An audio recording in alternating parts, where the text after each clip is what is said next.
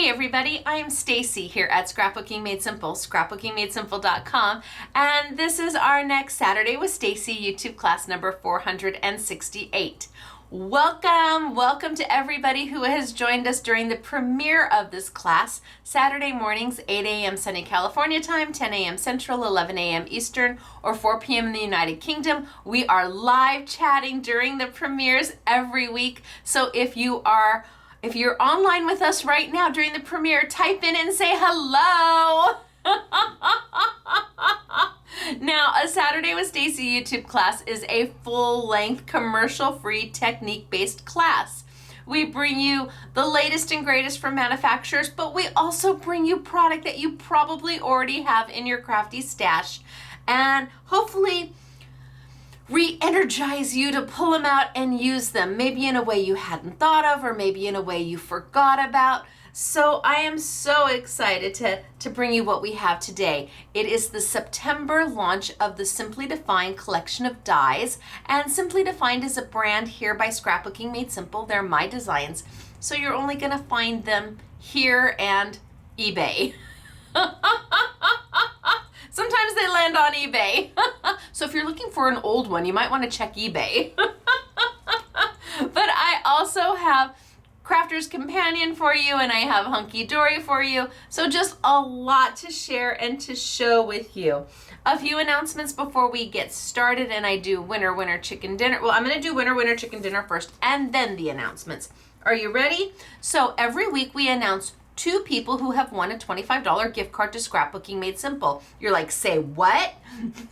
25 bucks?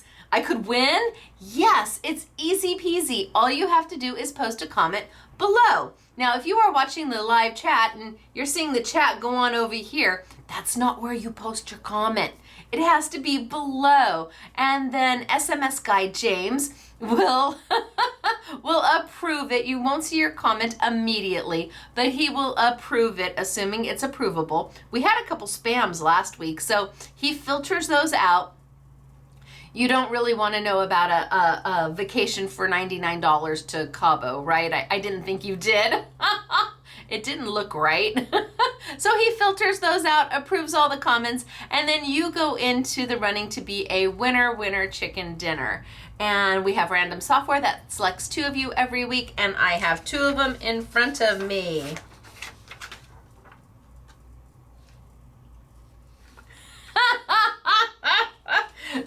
So James is the one who does all of this, and he puts the numbers into the software, and it tells him which, anyway. And when he saw who the winners were, he apologized to me. He said, good luck. That's because my son knows me. First off, I am seriously dyslexic, not just a little bit, but a lot. And growing up, it was very challenging because I'm going to be 54 years old. And of course, they didn't know what to do with kids with dyslexia when I was in school. And so he looked at this. I'm going to say that, I think it's fine. I think I've got, James, I think I've got this one. The last name's super easy, and the other one's super easy. Okay.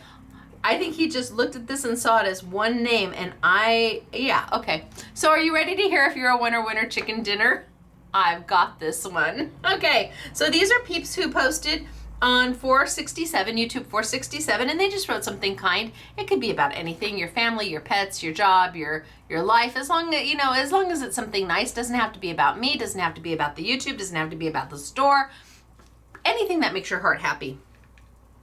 So our first winner is Nancy Ward. Congratulations, Nancy. You are a winner chicken dinner. If that is you, wahoo kachoo, yay. All you have to do is go online and look in your account, and there is a $25 credit already applied. You don't have to do anything more than go log in and spend it. Hello, yeah, sign me up. I know, right? Now, our next one was the one that James had a little problem with.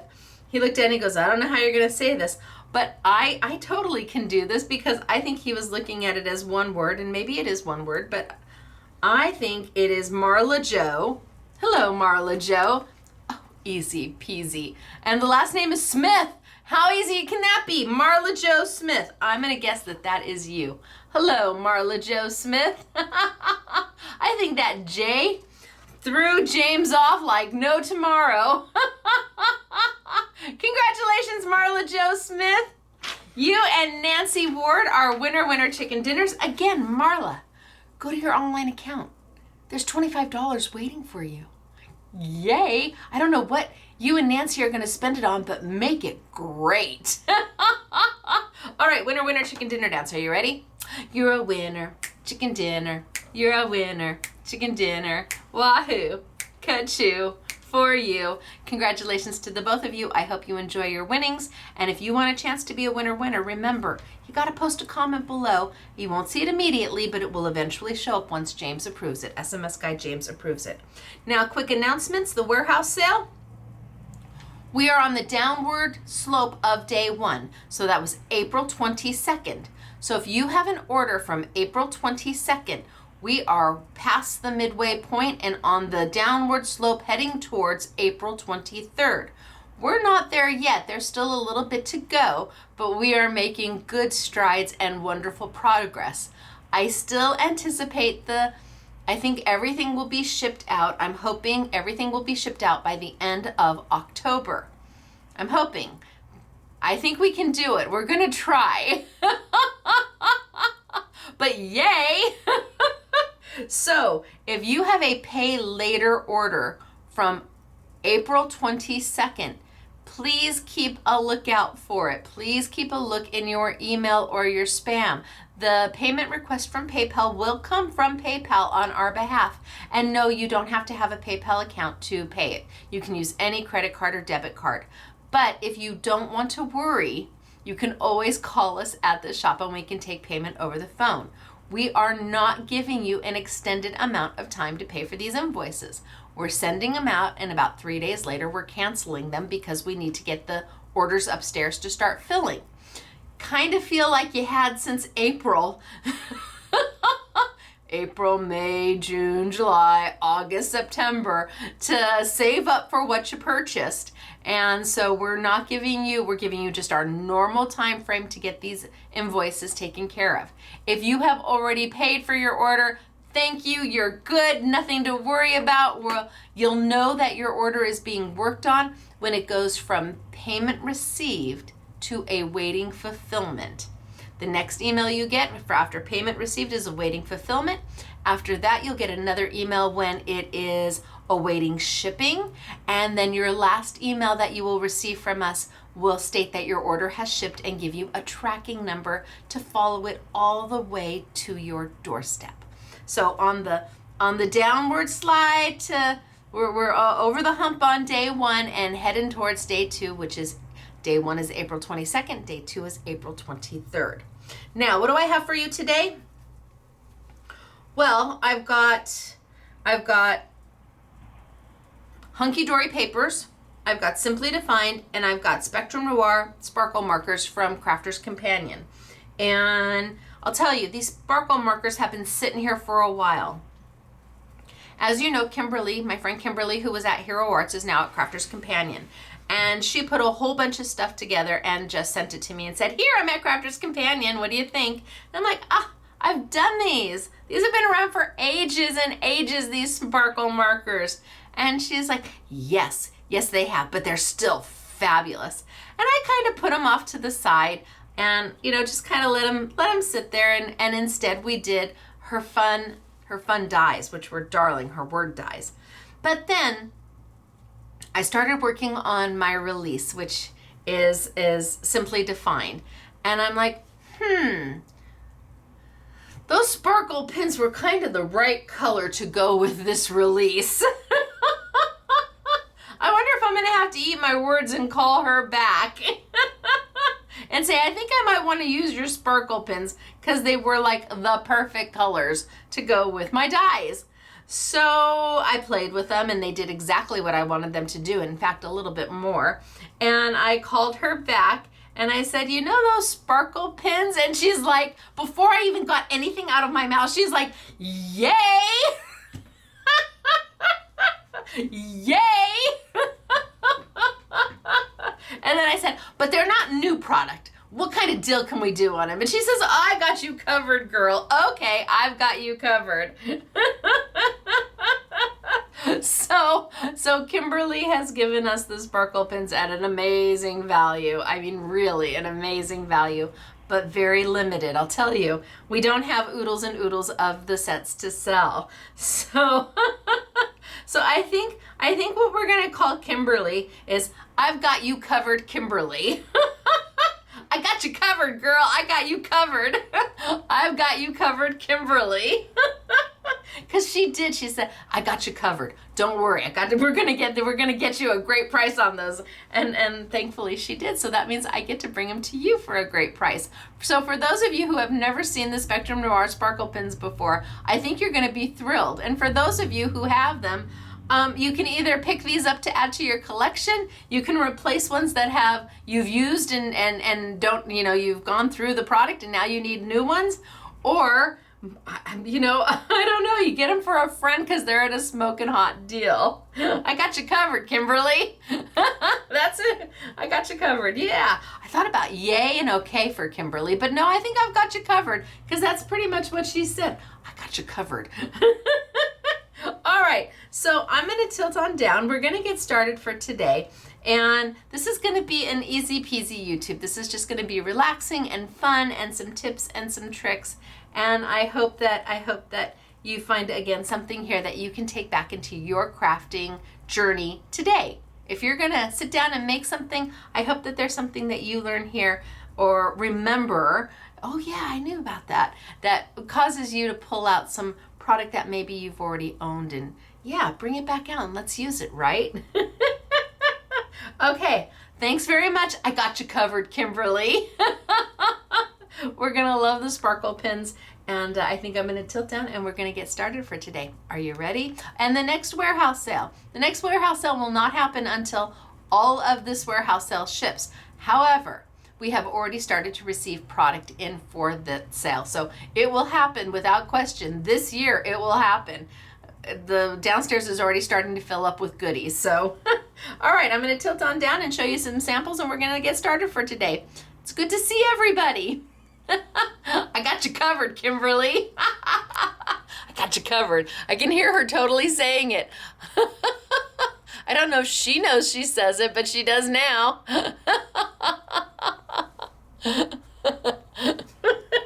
All right, so I'm going to show you a few samples of what we've got going on.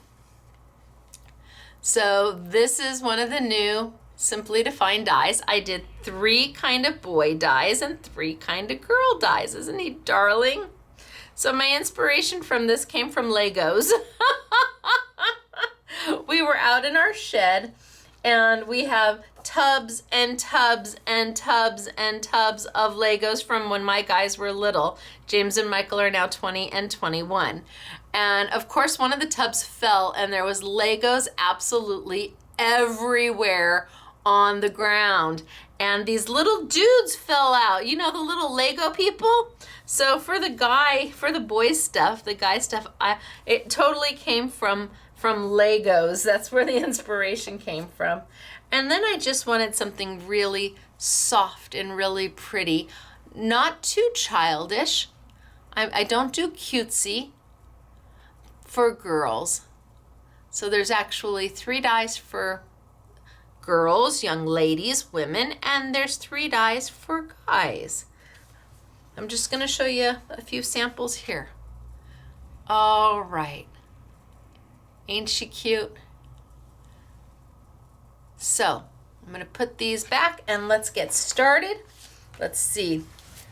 Doris, Elena, Claire, and Elena. All right, so let's get started for today. I think first things first is that I'm gonna show you the dies super quick. So there are 6 of them.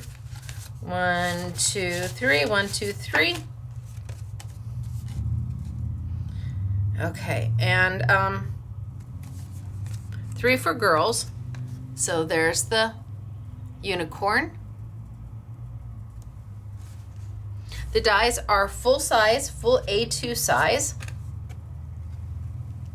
I've got my little Fawn and Flora.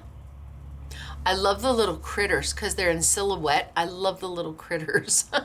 And the little critters take up all the empty space that I have in my die.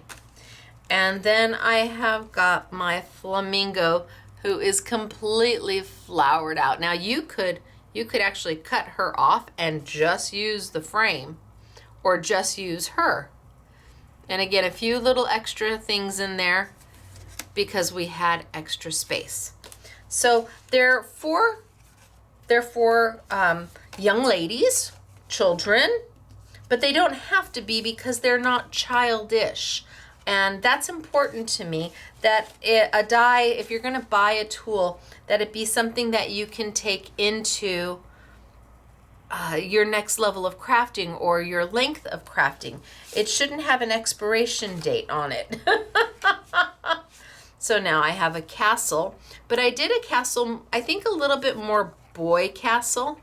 And again, it's not a uberly cutesy castle, but look at what I got, my little knight and the horse and a little dragon.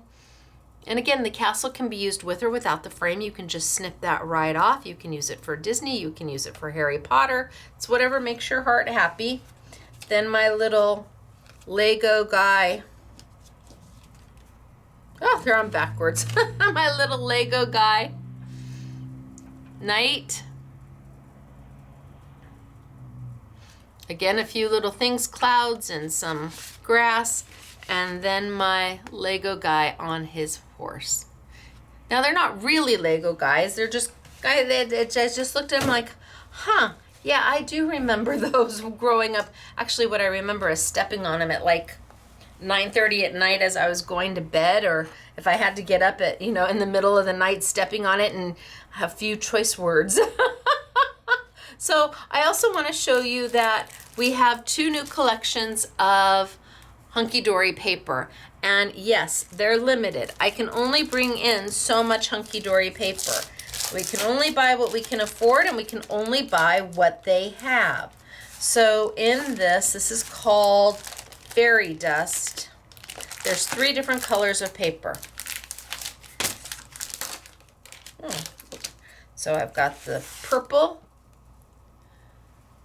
I mean, it's beautiful. I've got the green.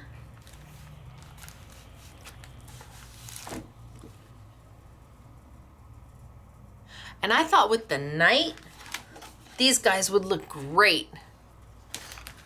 And or with the unicorn, and then last but not least, we have the pink. So this is Fairy Dust paper from Hunky Dory. Limited. I bought as much as I could. Well, I bought all they had, and even then I could have probably afforded more, but they didn't have more for me to buy, so I bought what I could.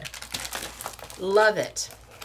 So let me put that there. And the other collection that we have for you, which I also thought was going to go really well with this, it's called Abstract Skies.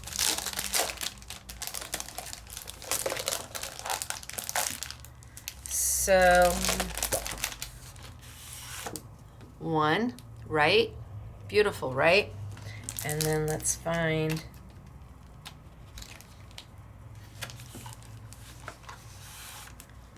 two. And then last but not least,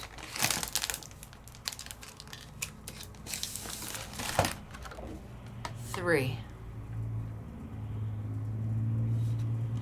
So you have to decide if you want the Hunky Dory paper. I'm not even sure we're going to use it today because I might put these back into these kits so they can be sold. We'll see. But you've got 3 different papers from Abstract Skies. Oh, so pretty. And you have 3 different colors of Fairy Dust. When they're gone, they're gone. We generally do not get them back. All right, so I'm going to put those off to the side, and we may grab them later. I'm not sure. But I'm going to start today, I think, just showing you how the sparkle pins work. I think that's a good idea. So I've got 3 sets of sparkle pins for you. One is a soft pastels. One is called Earthy Naturals. And one is called Tint and Tone. Not sure why, but it is. Now these retail, I think, for $18.99 a set. And yes, there's only 3 pins in there. I know that's a lot, but they do. They're sparkle. It's not the same as the glitter pins we had just a couple weeks ago. Remember when I told you those were kind of like a soft shimmer? Well, these are like the bling, bling, bling, bling. Remember when I said those glitter pins from Violet Studios were just a really nice soft shimmer? Not too much, not too little. Well, these are, wow, hello, pay attention to me. And so the mica in them, that's what causes the price to be a little higher, along with the amount of pigment that has to be in each pin. These are a water-based marker, so I'm going to be using water with them today. But to keep that mica, you've got to have a balance between the shimmer, the mica, and the color of the pin. So the pigment in the pin has to be greater than what a typical pin is to balance that mica. Otherwise, that mica will just overtake the entire color. So these are very, very saturated colors. Even in the soft colors, they're a little more saturated. Now, $18.99 is what they go for each set. But instead of that, I got you covered. Kimberly said, what if we did 2 for $29.99 and gave you the 3rd for free? I'm like, excuse me? That's less than buy 2 get 1 free. Because $18.99 and $18.99, well, that's that's more than $29.99. She said, yeah, how about we do $29.99 for 2 and get the 3rd free? So you're going to get all 3 for $29.99, and I think that's a value. Now I want to show you how they work. And I'm going to open each one up so you can see the color. I feel bad doing this because I know we're limited on how many we have, but it's going to be what it's going to be. So I'm going to grab a piece of white paper.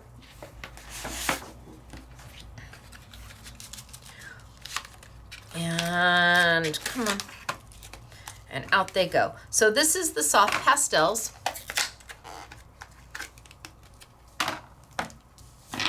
And you need to shake them.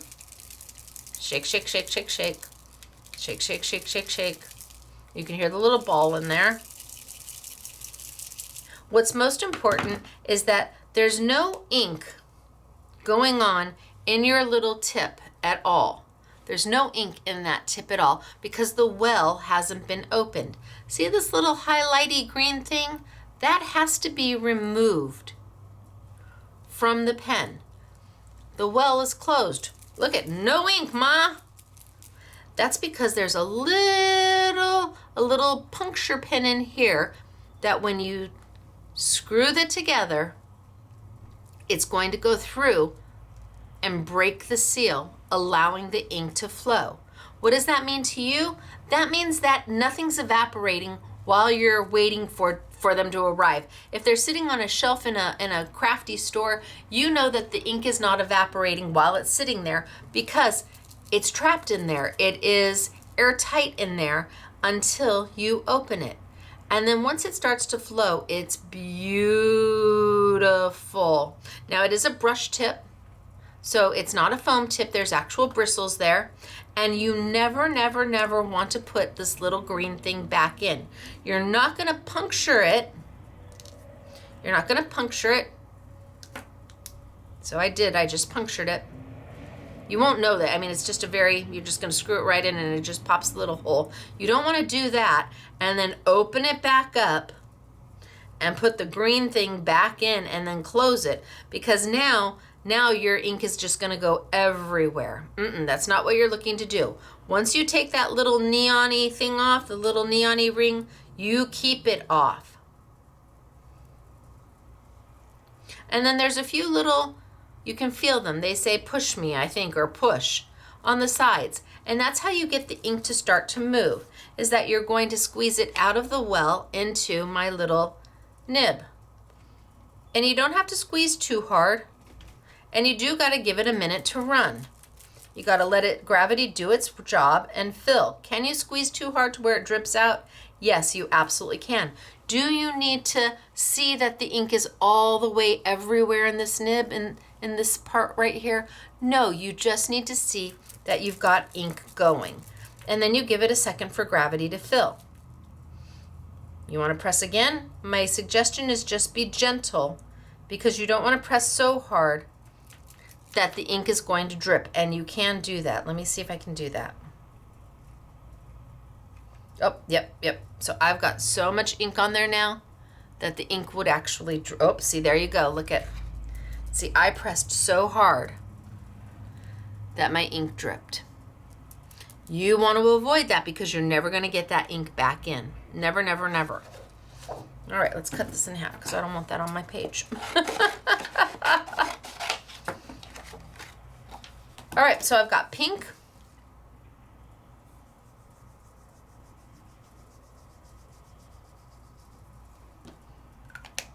And let's do the blue.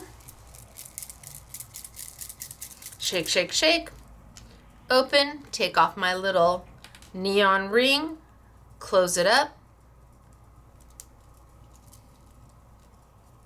Pull off my top. Come on, top. Oh, I didn't close it all the way up.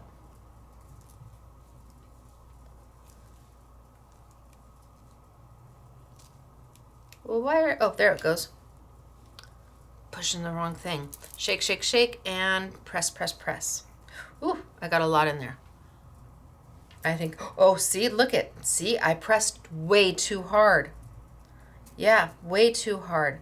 So it is a soft press. Oh, all right, so blue's done. Let me see if I can get my green without pressing as hard as I've been.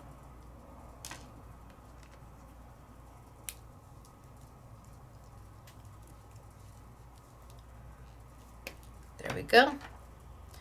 Gentle, Stacy. Think soft. Think light, like a cloud. Think whipped cream. Think light, not too hard. Get a little bit in there. I don't see any in there yet.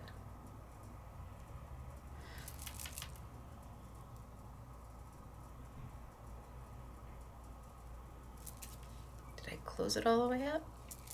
Press, press, press. Oh, there we go. Okay. So I'm not going to press anymore. I've got it going and I'm going to be okay. Oh, too much.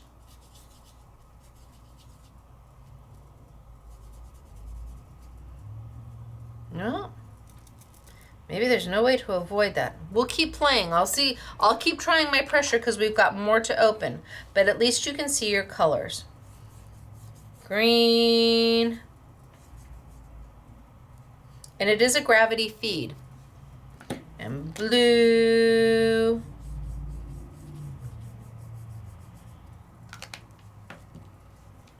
And pink.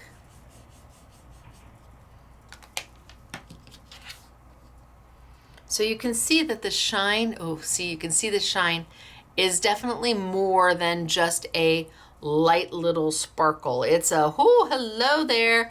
I want to shimmer and I want to wink at you.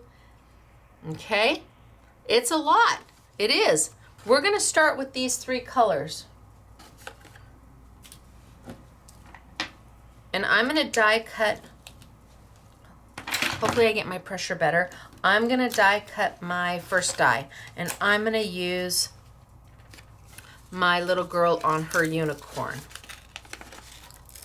So let's pop that open.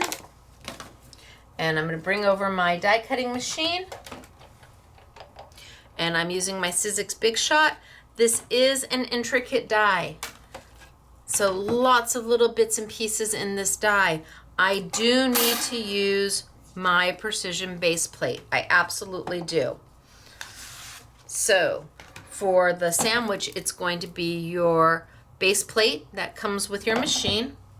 It is going to be your solo adapter that comes with your machine. And then in mine's had a haircut because I tweaked it a little bit. And you're going to use a precision base plate. And this does not come with your machine. This is extra. This is sold separately. So if you are doing lots of intricate dies, you're going to want to have a precision base plate. Now I'm going to do this out of black paper. I'm going to start in black.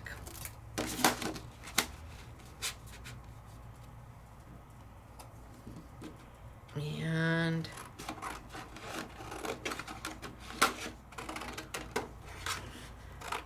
let's just cut it on out.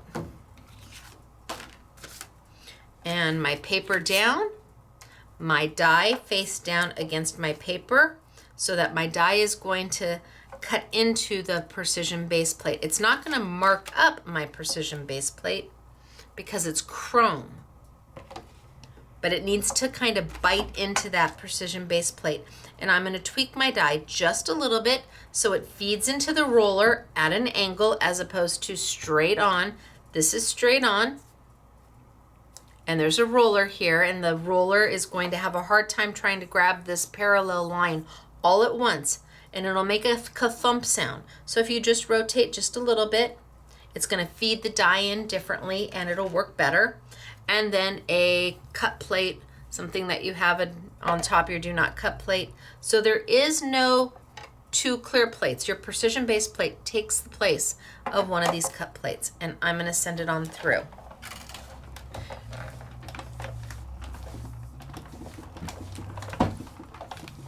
It will go through your switch, it'll go through your big kick, it'll go through your vagabond, it will go through your vagabond 2, it will go through your fold away, your plus, your pro, your old Fabby big shot, or your old vintage big shot. It'll go through a platinum 6, a Gemini.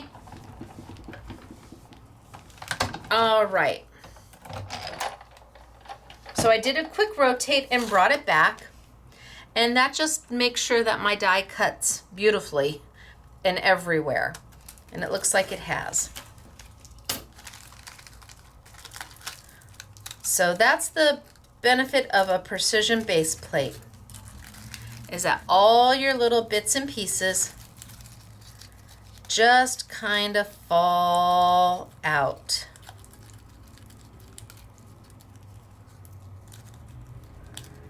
All your little bits and pieces just kind of fall out. And that's what we're looking for. We don't want to sit here for an hour rolling the die back and forth, or grabbing more sheets of paper because it didn't cut the first time. That precision base plate, if you are using anybody's intricate dies, and we all know that intricate dies are a thing now. I mean, more and more manufacturers are really testing the boundaries of what die cutting can be. And I'm one of them. I mean, I push the limits on what I can do with a die because I want it to be the best die that I can design. And the more detail I can add into it, usually I like it better. But that means lots of little pieces that need to fall out. So I think that's pretty good. I'm going to try and hit the trash can. Wish me luck. Right? Try and hit the trash can. Wish me luck. Oh, I did good. I did good. Now the rest of that didn't make it.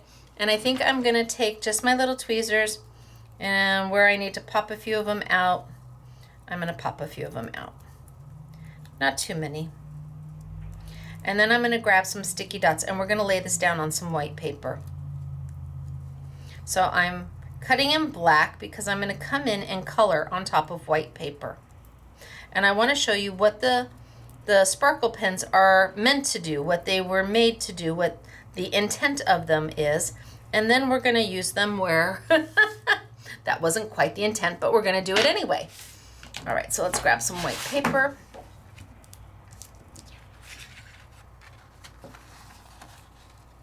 The little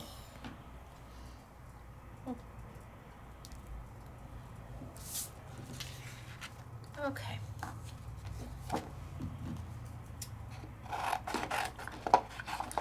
My paper down, and I'm going to grab some sticky dots. So being that this is so intricate, I am not going to try and use glue to go around the edges and all the little pieces to get it stuck down. I'm not going to try and put glue all in here. I'm just going to use sticky dots. And sticky dots are a product here at Scrapbooking Made Simple. And they're sold in 10 sheets. There's hundreds of thousands of little micro dots on here. One side is just a liner. One side has the micro dots. And if you're doing intricate work, then these are going to make your life a lot easier. You put the die down, close it up, give a really good press, and anywhere you don't see the die, the sticky dots are going to stay. So I'm not going to lift any of these sticky dots here. So I'll be able to use all that opening. I'll be able to use this again and again and again until all those dots are gone.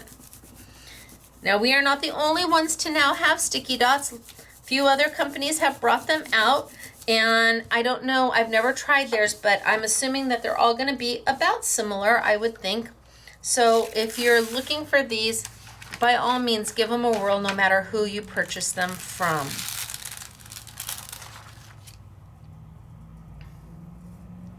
So it's got adhesive on the back of it right now. I need to do something with it right now. I want to pop that one and that one. See, a few little more to pop. I didn't pop absolutely everything. And that one and that one. Okay, I shouldn't worry about it, right? Right. Okay. Oh, and out of the tail. Let's get that big one out. Okay. I know I just said I shouldn't worry about it, but you also know me. Okay, so down it goes. Let's just put it down. So with the help of sticky dots, my image is now down. Easy peasy. And now that I'm looking at it, I think I'm gonna break into this one as well. This is the Tint in Tone. So let's see if I do any better with not squeezing too hard. Tint in Tone has a black, has a blue, and a clear. So let's see if I do any better. Shake, shake, shake, shake, shake. Those over there, shake, shake, shake. And I know I'm gonna wanna use the black.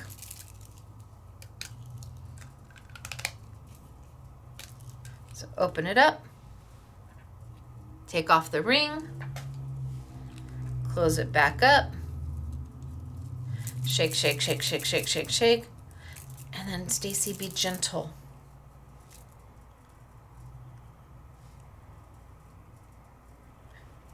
See, I am not as gentle as I could be. Oh, but I'm good. Black's flowing nice. All right, that works. Ooh.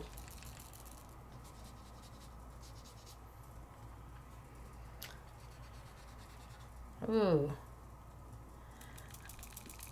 The shimmer in this is beautiful. The shimmer in the black is really gorgeous. Okay, let's go in and let's do something with it. Now, I think I'm going to make my, I don't know, I'm going to make my unicorn blue. I've decided I want a blue unicorn. And so I'm just going to go in here and I'm literally just going to color blue.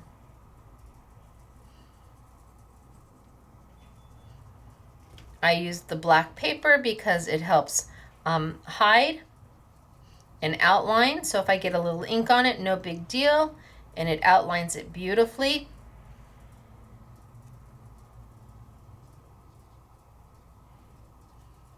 And I'm just going to come in here and color my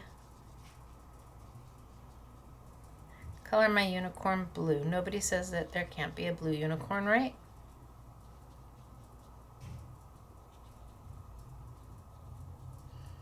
And because it's got a super fine tip, I can get into those really tight areas without having to worry. I'm going to leave his unicorn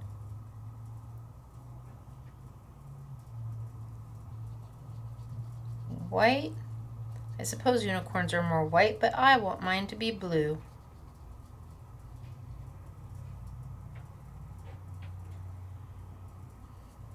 Okay, let's get his little end. And again, it's a gravity feed, so you don't have to keep pushing.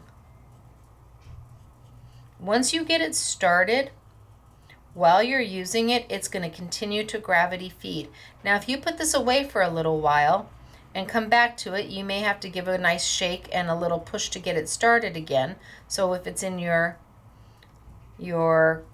crafty box and you don't use it for a little bit, well, you might have to come back. All right, I think I'm good. And his tail. I'm going to just do a little bit of his tail in blue. And then I might do some in the clear.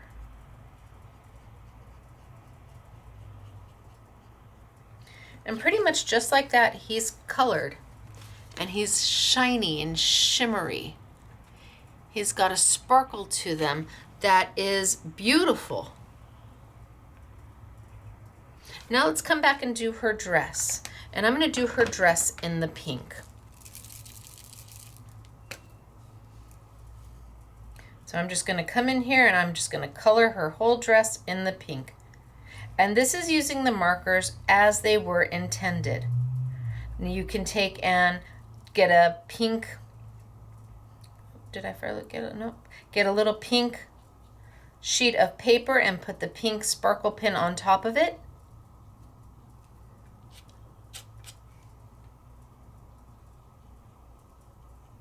The clear is truly clear. In fact, I think we'll use the clear too. So now her dress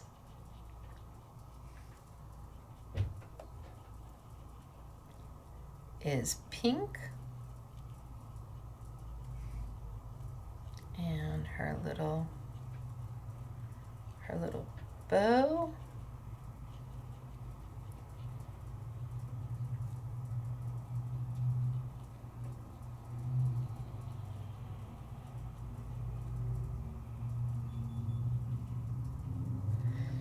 All right, so now she's all pretty in pink.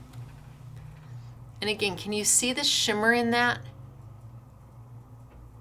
They definitely have more of a shimmer glitter look than the glitter pins we used a couple weeks ago. Those have a very understated, pretty, but not crazy. This is a little more shiny, a little more shimmery because it has more mica in them. Now for her hair, she has a bow, but I'm going to use the black. Now the black, once I put the black on, the bow's going to get hidden, and I actually could cut that bow off if I wanted to, but I'm only going to play with the sparkle pins today. So I'm going to leave that bow there, but by the time I add the black, it's going to just disappear. That black is really black. It's beautiful. And I'm just going to come in here and color her hair black. And I'm filling in where that bow is, and you won't even see it by the time I'm done. Because I just want to use the colors that I have in front of me. That's all I'm going to play with today. Everything I do is going to be in these sparkle markers.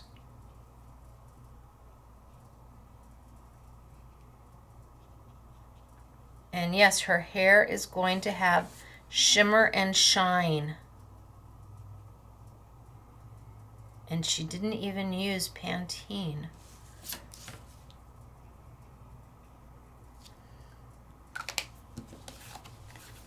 So now the bow, you can't even tell is there. I just covered it right up with the black. Could have cut it out. And then I think I will come in with some pink. And I'm just going to quickly do some of these flowers just to add some green and some blues and some pinks to the background. Now you could have cut her out along with the the unicorn and just used the frame with all the floral.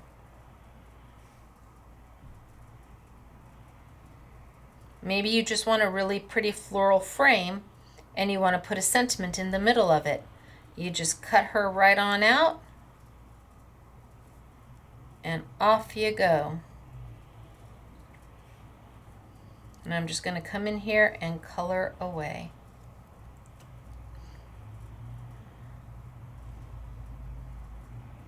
They dry very quickly.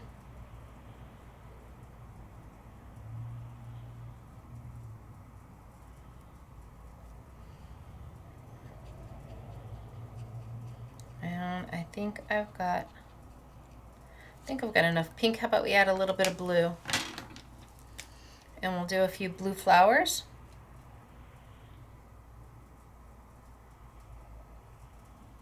So I really just want you to see how fast these can be done. They don't have to be paper pieced together.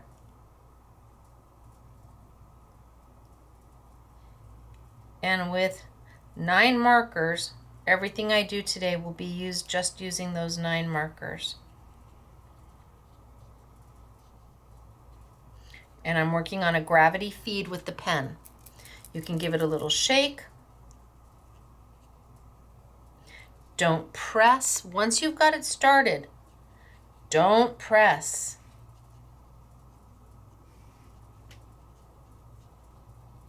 It's just going to continually flow.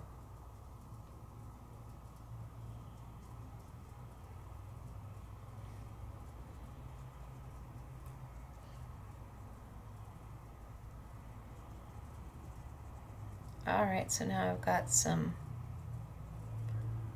blue going on, some pink happening.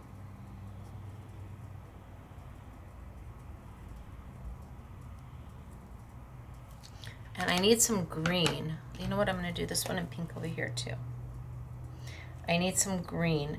So I'm actually going to have to open up that last set. I've got green in this one, but it's kind of a pastel-y green, which is good. In the pastels, I've got the blue and the pink and the green. But this is kind of a pastel-y green. So I can go in here and do some of the leaves in that pastel-y green. But I'm going to want to add some definition to them. I know me.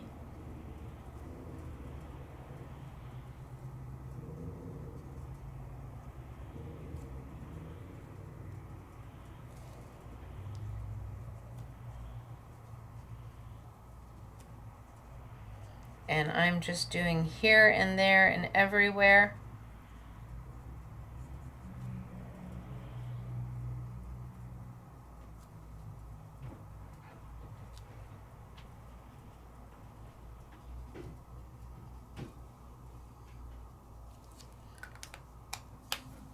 That's a flower. I'm going to do that one in blue.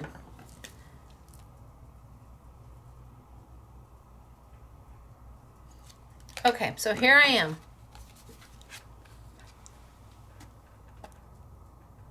I've got shimmer, I've got sparkle going on. Look at her dress. Oh, that's so pretty. Look at her dress. I love it. But I want some darker green. So it turns out I'm going to have to open up these as well. All right. And we will try again and see if I can get it down to where I don't press so hard. But you know, I'm not going to do it anywhere near there, that's for sure.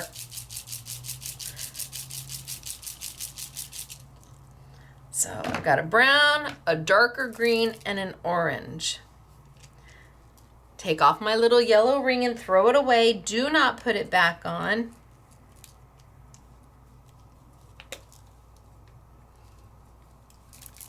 Okay. Okay, that was a lot. Now, I only gave it one push. Oh, see, oh, ta-da!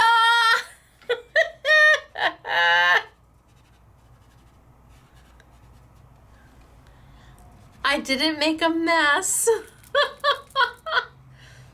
Yay, pretty green. Okay, let's see if I can do it with the orange. Let's see if I finally got it down.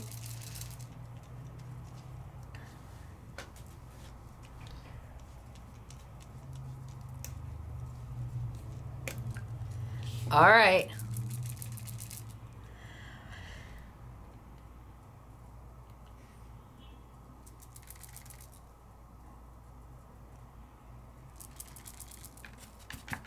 Oh, oh, oh, oh, oh. All right, let gravity feed it on down and fill that nib.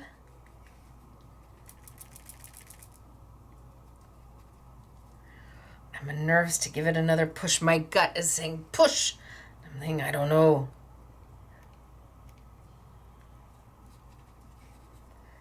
Maybe one.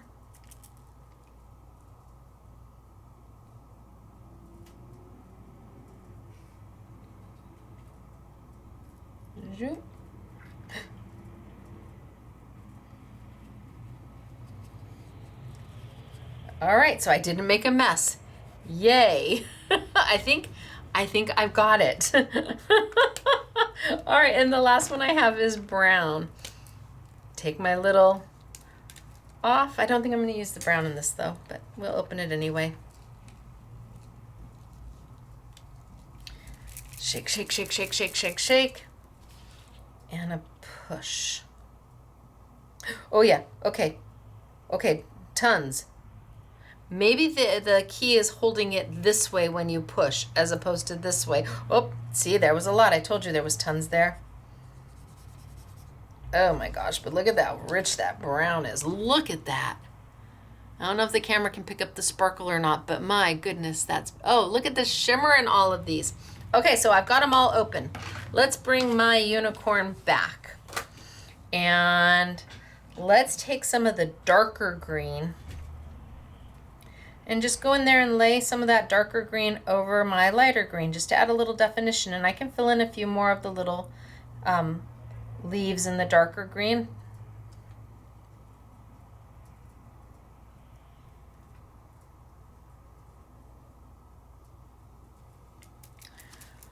Make sure I'm flowing. Yeah, I'm good. Little dark green going on.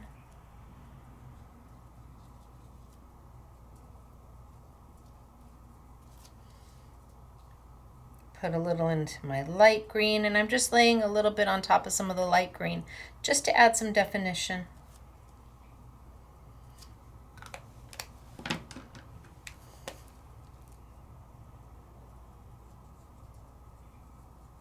Pink flower. Pink flower. Oh, delivery.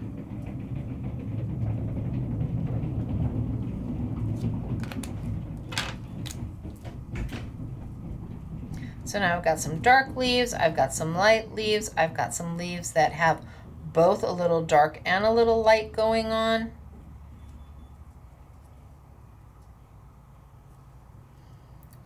Put green maybe in the centers of my flowers, why not?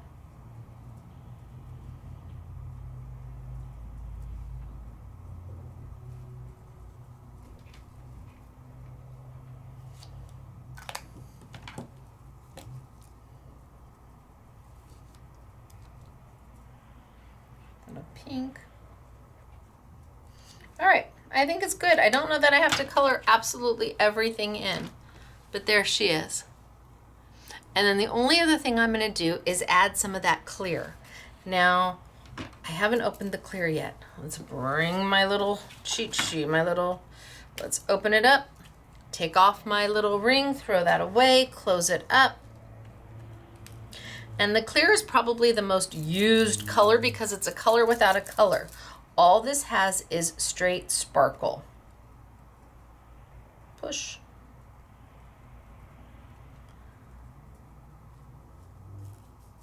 Hopefully I got some going. A little harder to see in the well because it's pretty clear. Oh yeah, I can see it now. And let's just let it flow.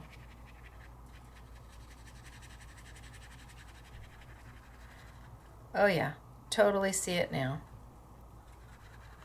So it's a color. Can you see it in between the two pinks? It's a color without a color. So it will go on top of anything, your pattern paper, any other color that you want to put down on a regular marker. You can add that clear and it'll be a color without a color. It will just add that shimmer and shine. So I'm going to take that and I'm going to do all around my unicorn.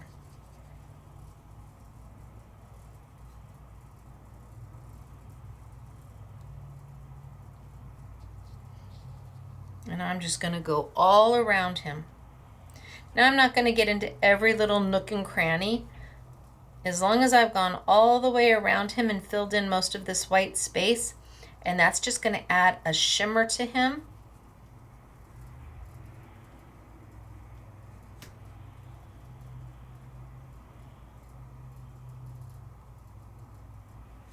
I'm also going to add a little bit, you know, I didn't finish off his tail. I just did a little bit of blue down his tail. I'm going to take a little bit of that shimmer, just that clear, and finish off his tail.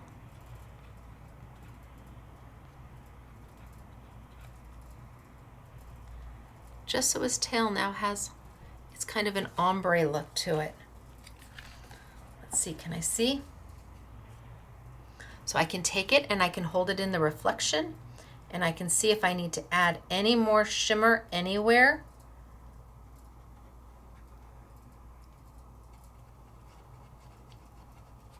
And all I want to do is make that background shimmer and sparkle.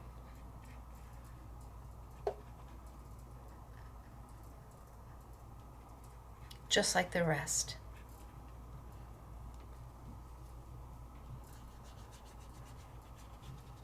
Okay. So now my background sparkles as well. Can you see the shimmer and the shine? And as it dries, the shimmer and the shine comes up more and more.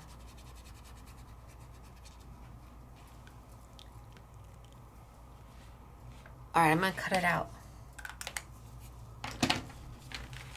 So this is how these pins were originally intended, to be able to color with them and add a little bit of that beautiful shine to it, a beautiful glitter to it, without having to use more than one product.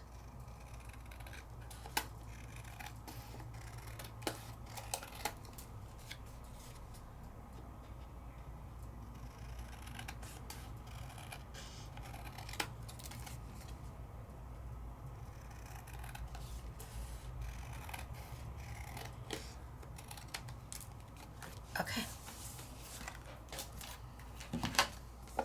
Now I'm using 80-pound paper and you can see it did not come through the back and it did not ball up my paper at all. But look at how cute is she. And you see that beautiful, oh yeah, you can see that beautiful. It didn't change the white paper, it just added that sheen to the white paper. And sometimes that's all you need is a little touch of something.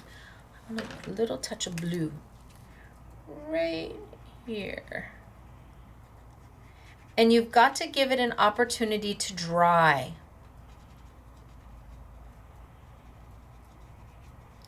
Make him a little darker. Maybe I pull his tail down just a little bit more.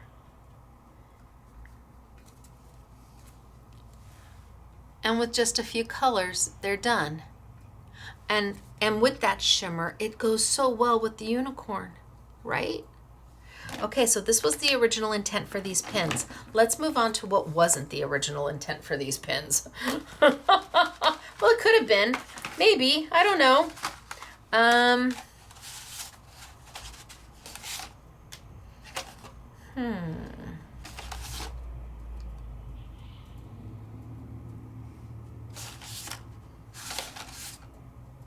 Which one do I want to do? I think I'll play with these. How about the castle? How How about we do the castle super fast? So the castle also has my little knight and his horse and a dragon and some grass. He's got a little bit of everything. And I'm gonna cut him out of black again. So let's grab my black and I'm gonna cut my castle out of black. Let's cut that.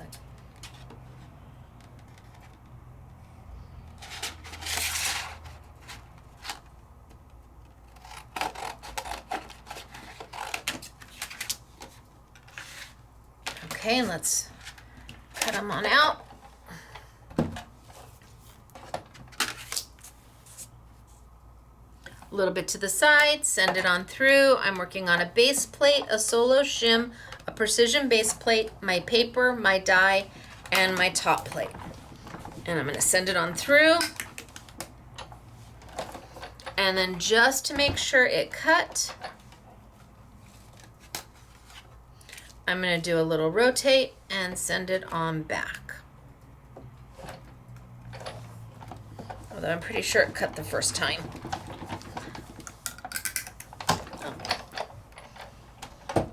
Let's put him over here and let's grab him.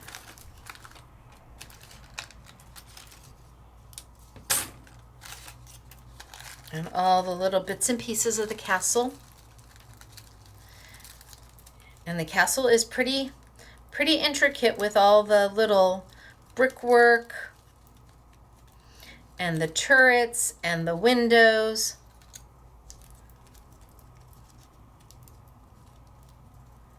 Okay, so let's grab all of this and put it there. Mr. SMS saw this yesterday and he's like, oh yeah, so you're telling me my floor is gonna have to get vacuumed? And I'm like, probably. So I'm going to pick out all the little, because really it is a very intricate, I know it doesn't look like it, but there's lots of little stonework elements that need to be popped out and lots of little windows that need to be popped out. And I tried to make this a castle that could definitely be for a princess, but could also be for a knight or a prince. When you add the dragonfly, or the dragon, not a dragonfly, a dragon, the flying dragon, and your little knight and his horse.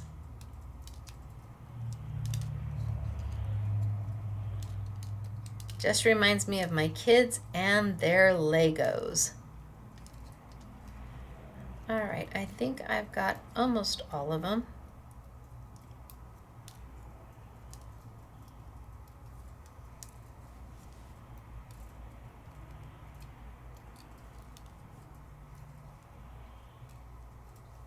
Okay, that looks pretty good to me. See all those little tiny fallouts that had to come out?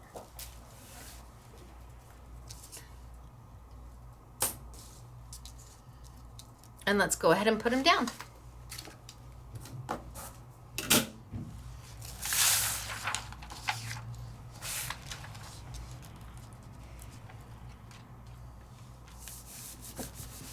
Give a good press so that all of those sticky dots transfer.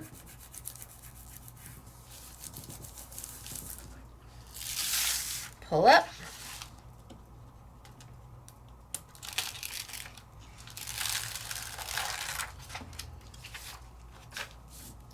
And put down. Now you will have a little bit of time to reposition if you need to. But once the sticky dots go permanent, they pretty much go permanent. Okay, talk about an easy way to put down an intricate die, right? And there's my little castle. Super cute. Now for this, I'm going to start with the black. And I'm going to need some water. Just water, not any kind of, in fact, I think I might tilt and zoom back just a little bit. Water, not hand sanitizer, just water. And this is my turbo mister. because I'm going to take, and instead of doing the castle in straight black, because that is what the color looks like,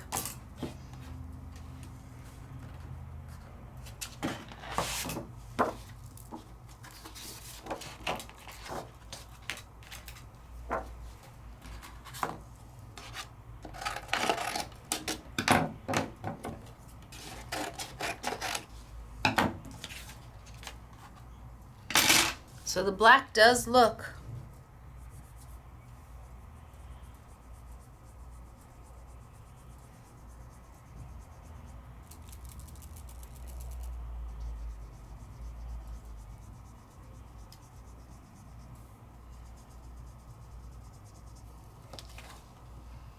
I mean, it's pretty, but it's a dark black, and I want to make it something else. So I'm going to take a little bit of that black, and I'm going to go straight to my craft mat with it. Ooh, a lot of black. And I'm going to put some water off to the side. And I'm going to go in with a paintbrush. And I'm going to grab some of that water, and I'm going to grab some of that black.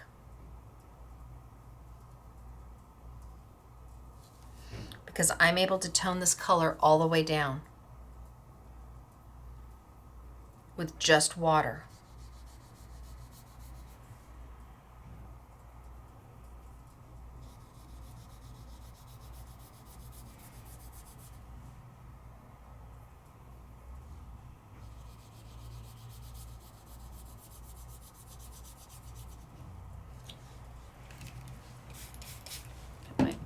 Paintbrush a little wetter.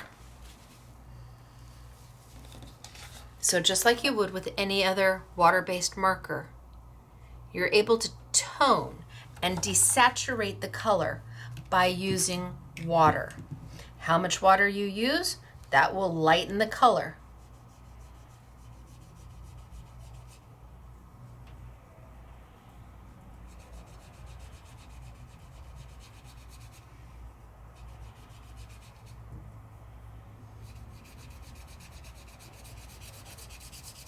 It's all up to you how much water you want to use and what color you're trying to achieve. And the more water I spray, the more desaturated the color becomes. Almost to where, I mean, I can desaturate it so much that it is a very, very light gray.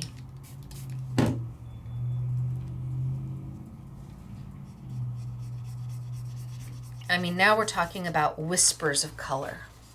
Look at all of those tones that I made. Look at how light that is. Will it keep the shimmer?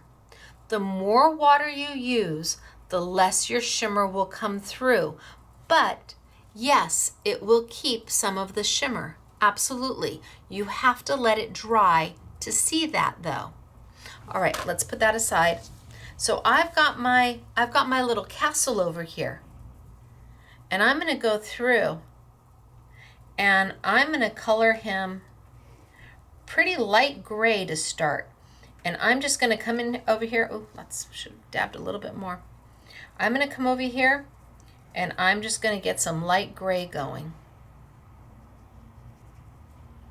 It's easier to start with a light color and then build your color in. So now I'm not worried about the shimmer. I'm more concerned about the color. I'm looking for the color. And I want to keep it a nice light gray. So a little bit more. Can you see how saturated? Let me zoom on in. Can you see how saturated that color is? You see how much you get? A little of this goes a really long way. In fact, if you want to save these colors and really get the most out of them, palette painting is the easiest thing to do because you use such a little bit of color. Now let's see. Yeah, I've got it nice and light. And I'm just going to go in here And I'm just going to continue to color. Now when I add the water to my sticky dots, it's going to make those sticky dots really adhere to the paper. When you add water, you introduce water. And I'm just going to color, color, color.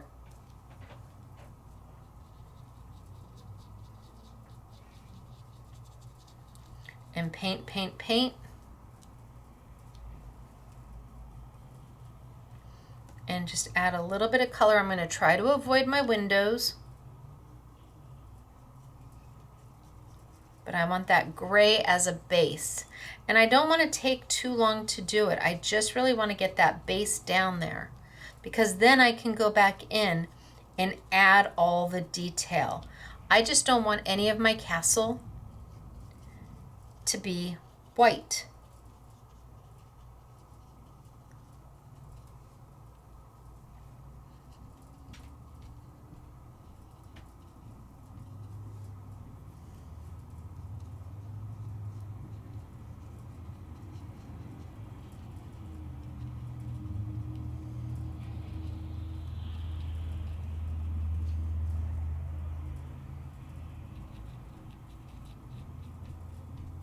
Okay, so I've just got a very quick coat of gray that I made using black. I just toned it down, really, really toned it down with the water to give me that shade. And I could have gone lighter, but now I'm going to go a little bit darker. It's always easy to start light and add in color. It's always more difficult to start dark and try to lighten a color up. So I think I'm going to take this down just a little bit so I have a little more room. I'm going to go back in with my black. Just that's it. Just that much. I'm hoping that you can see. Is it off camera? I don't know. So I'm going to zoom it on down, bring it on down. Okay. Literally just that much. That's all. And then a little water off to the side. And then I can grab that color and go in and decide where I want more depth. Do I want more depth? I don't know. I always have a little rag because my paintbrush picks up a lot of color. So I can add a little darker down here maybe. Or you just leave it the gray you've got it. Maybe a little darker over here.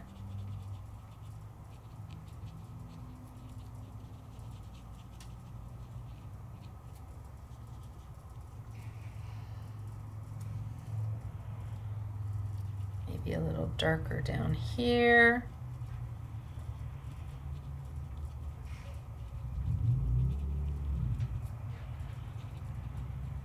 So I'm just adding some color for depth.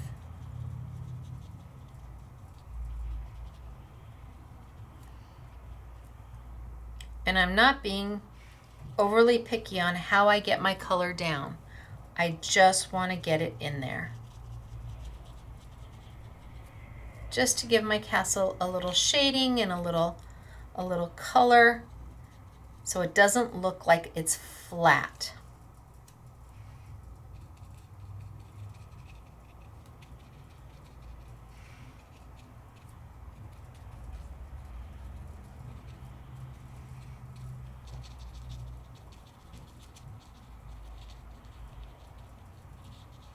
Okay. So now my castle's got a little more shading to it. And now I can take my black and I can just use it straight. So on my rooftops, I'm taking that black and I'm just using it straight.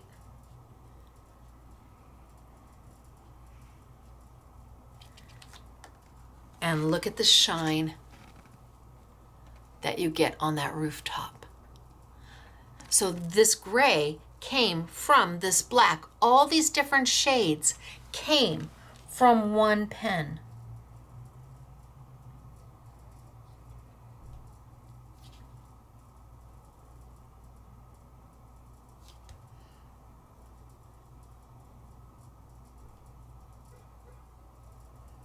And remember, I just did it white on white paper, and then I went in with a light gray to color everything, just to be sure that everything's got color. And now I can go back and add in all my detail. And my grays were several different shades, and I didn't care how I got it down. I just got it down. And now I'm going back and doing all the turrets.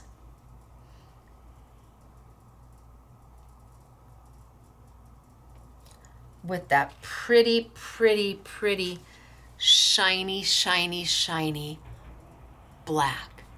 And let's do this in the black. We'll go do the rock around the gate in that dark black, and it'll have that shine.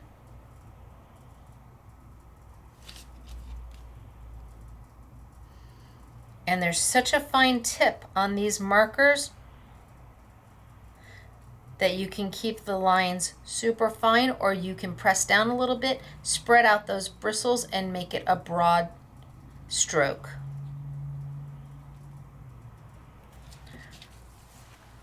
Okay, so now it's starting to come to life.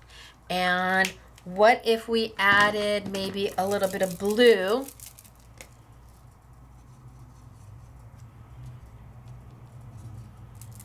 Get it flowing. A little bit of blue in my windows.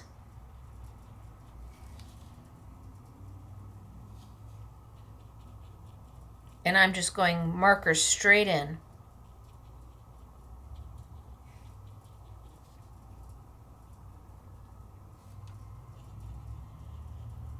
Markers straight in.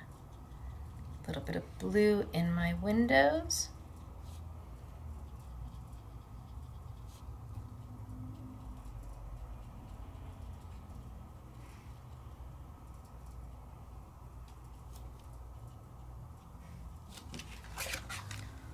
Straight in.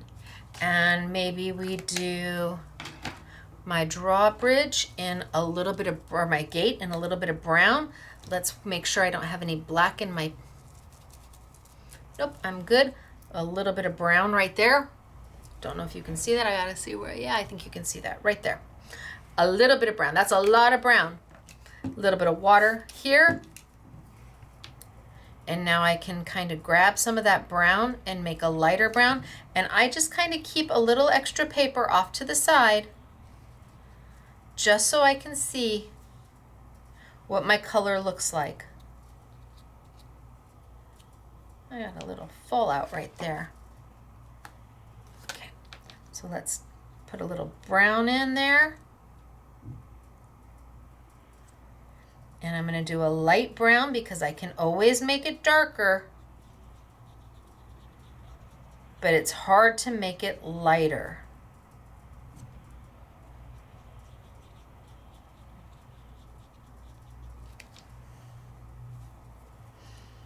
So now I've got a little brown going on. And then if I want, I can come back and shade that brown.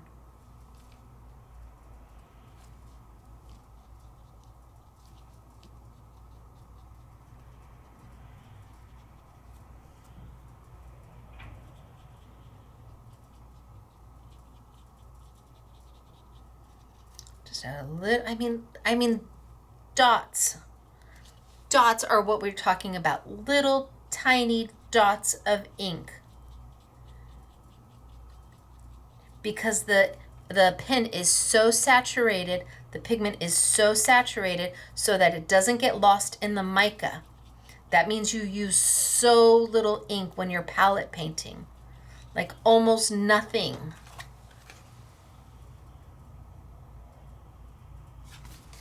Right? I could go in and do some of my, where's my black? I could go in, and if I wanted to make some of my my bricks a little darker, I don't know if I want them that dark though. I don't know. Do I, don't I? Do I, don't I? No, I don't know. Dot. It's that little. Did you see that? It's a dot. It's that little ink that it takes to add a little bit more color.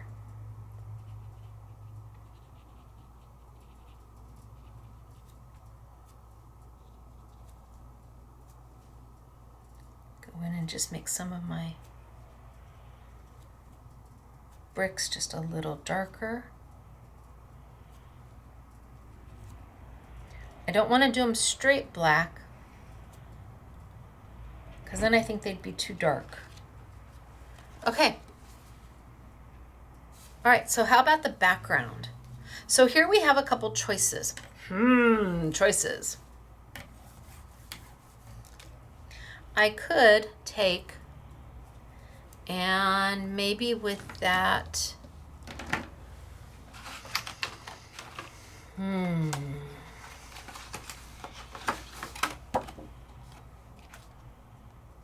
I could do it with, let's die cut. Let's see what it looks like. Let's grab this one.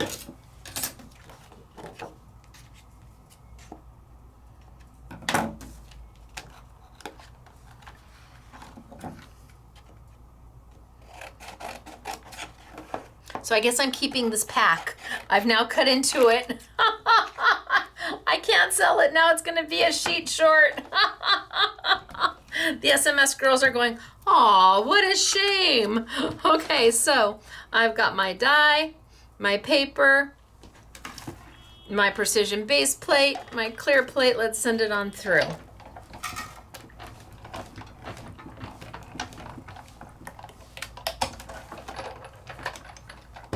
You're like, "But why are you die cutting again?" Because I want to use this as my background.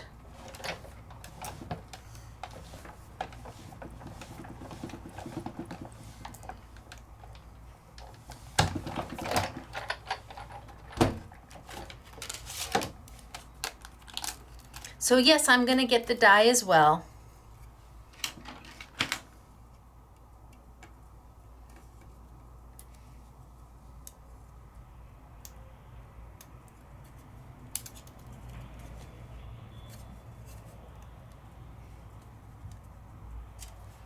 Come on, pop on out.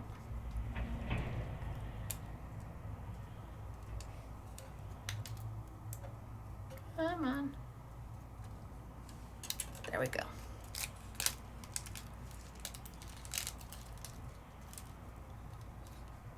So I'm going to get the die as well, but what I really want is the fallout piece.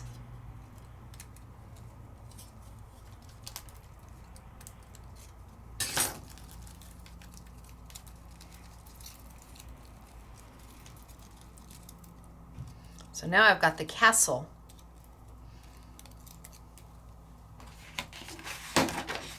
In this paper, which I can then use. But what I really wanted was this piece. That's what I was after.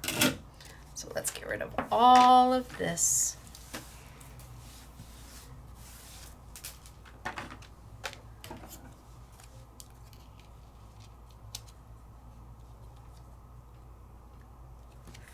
Because I was after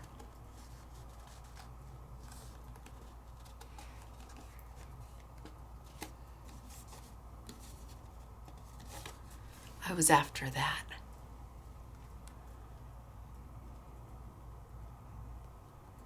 Oh, so cute. So now I've got the starry sky going on behind there. I've got my castle, and you just paper piece this big piece right on in.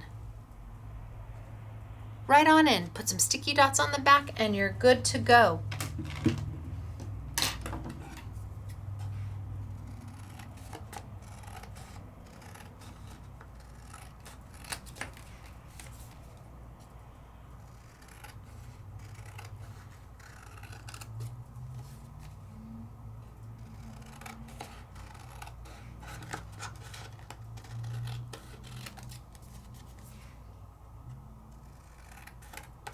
So now it's a matter of,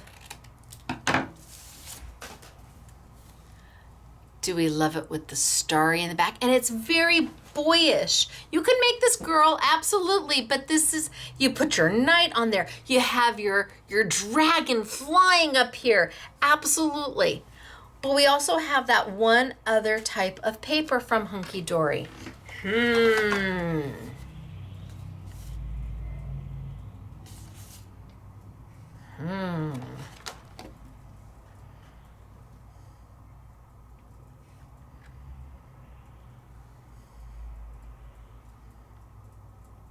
Do we cut it from there?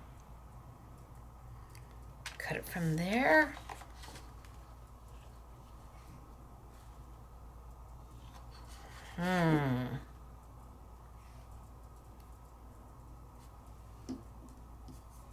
So I'm going to cut this off. Oop, cut it down.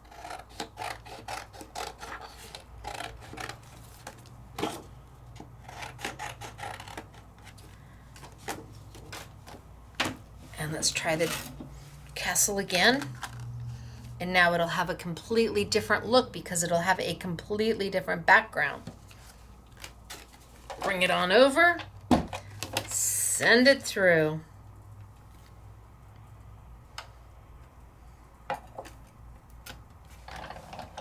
Roll once. Little creaks and cracks are great. That's what you want to hear. That's like the sign of it cutting. And let's open it. And I don't even know if I need to rotate. I don't think that I do. I'm going to just go with it. We'll see what we get, and if I'm wrong, well, then I'll put it back in and cut it again. No, look at that. Yay. And then let's get that little piece out. Pop it out. There we go. And look at all the little pieces come out. Doesn't that make your heart happy?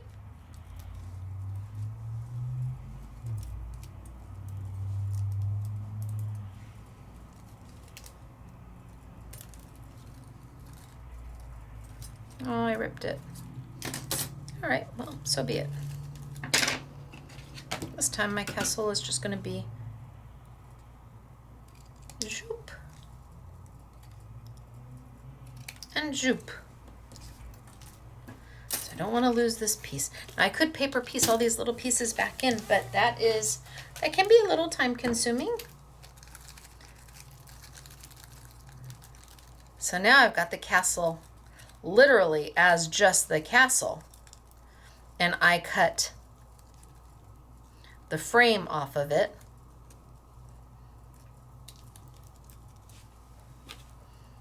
So two different ways to have the castle. Keep it in its frame or take it out. Your choice. But what I cut this for was this background.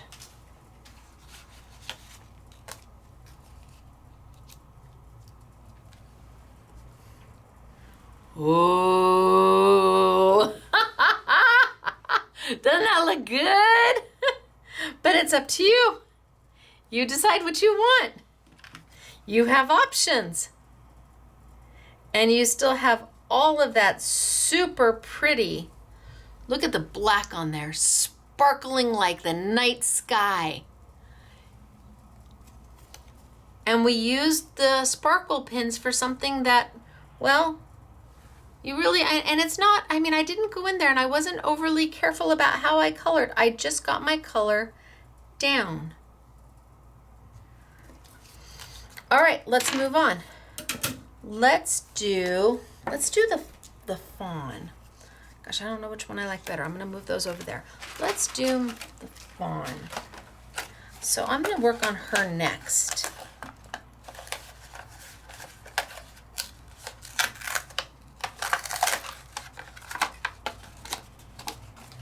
And again, I'm going to cut her out of black paper.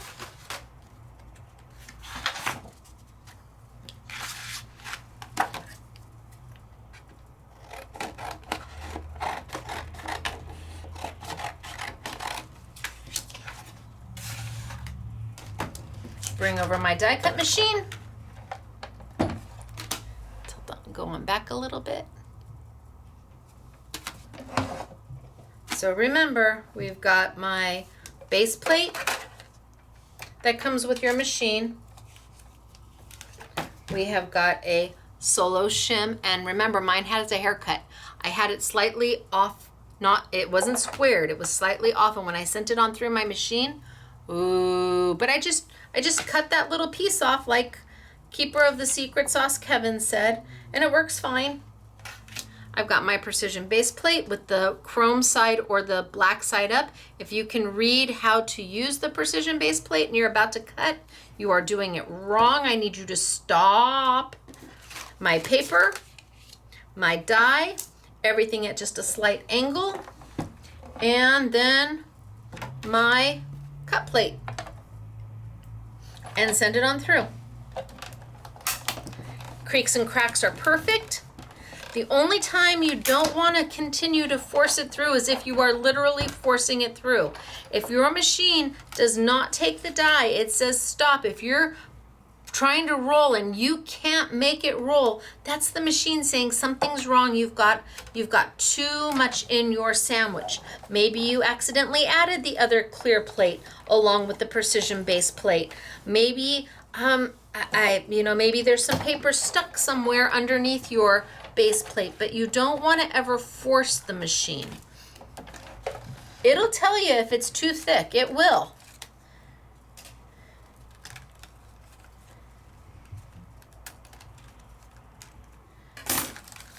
Okay, so I got a big fallout here.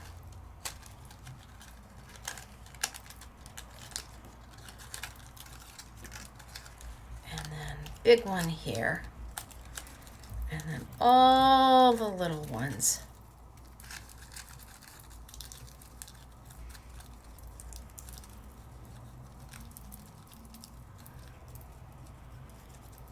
And I think I'm going to do side-by-side comparison. So I'm going to cut my little Lego guy too. And we'll mount them both, and I'm going to do a side-by-side comparison on the colors for you because I think it's pretty darn dramatic.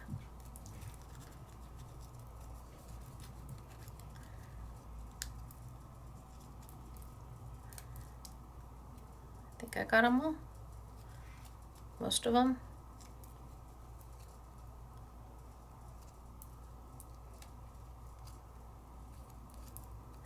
All right, so let's get rid of all of this. And I'm going to cut my knight as well, just so we can do side by side.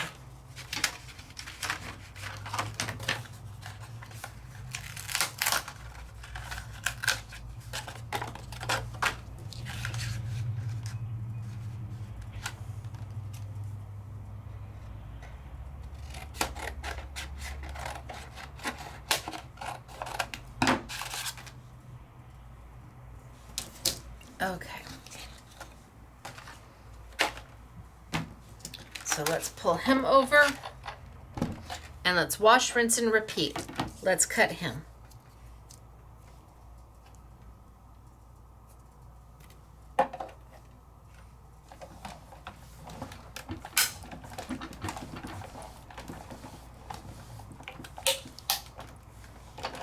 Sounded good, rolled through pretty good. Do a slight rotate and let's send them on back. See, I'm squaring up.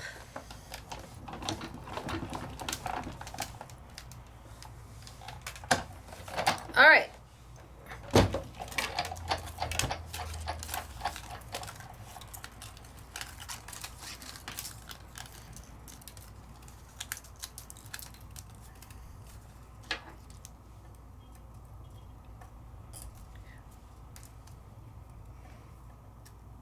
Get him out.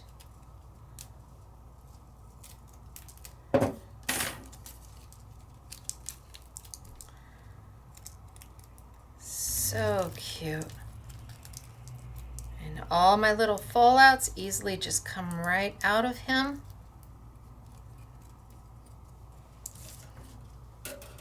And now I have my Fawn and my Night.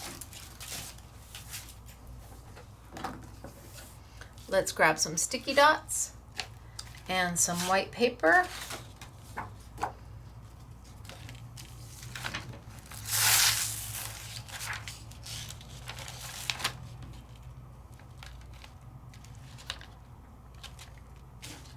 Go ahead and get him down. Good push.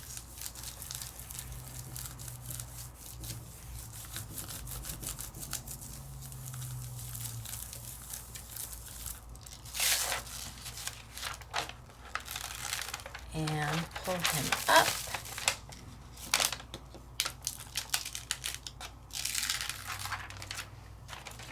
And let's get him down. Think it'll fit that way? Ooh, no, let's go.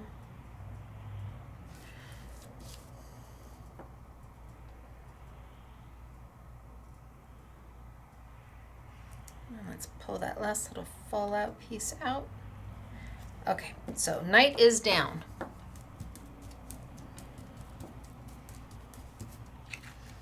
And then let's grab my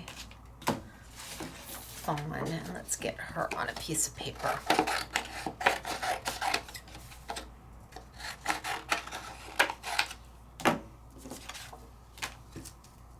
Perfect. Find some more sticky dots. Got oodles of them on here still.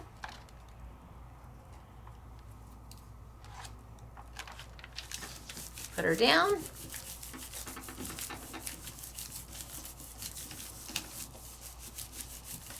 And pull her up.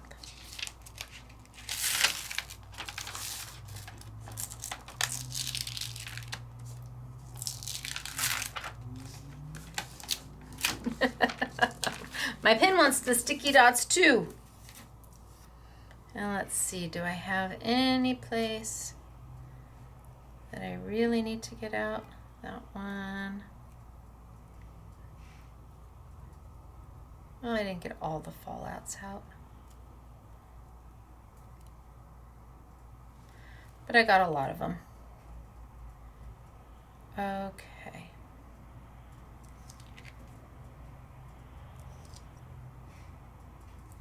There, down she goes.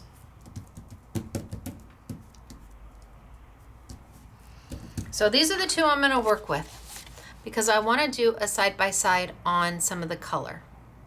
I'm going to start with her. And I'm going to grab my brown and I'm going to grab my paintbrush, a baby wipe, and my squirt bottle. So I'm going to go in and do her a super light brown to start. That's all the ink I need. Again, these pens are highly saturated. And I'm just going to pick up some of that brown. And I'm going to test it off a little over here just to see if that's the shade that I'm looking for, if that's the saturation that I want. And then I'm just going to come in here and give her some brown.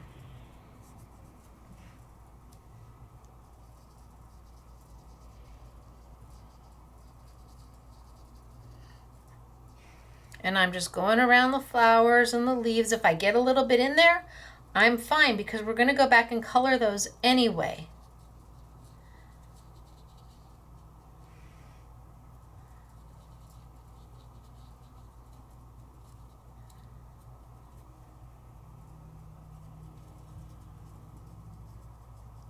Such little ink. Oh. Make sure my color is okay. That looks all right. And let's put some around her face.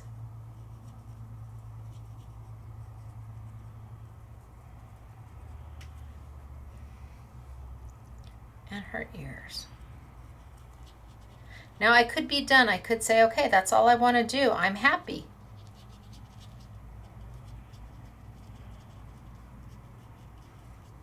Make sure I've got her all colored. I could say that's all I want to do. I'm happy. Done.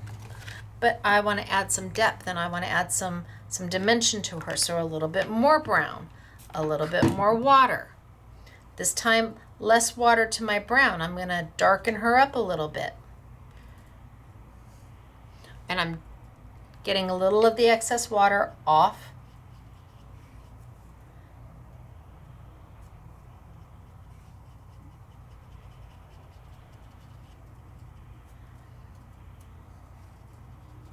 And I just want to add some shading.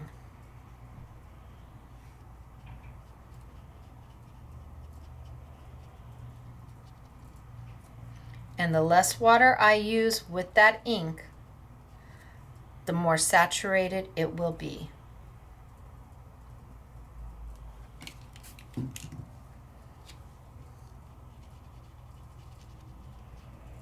And I am on 100, or no, this is 80-pound paper. I'm not even on 100-pound paper. I'm on 80-pound paper. And my paper's not fraying, it's not warping, it's not getting little balls of, wadding up into little balls.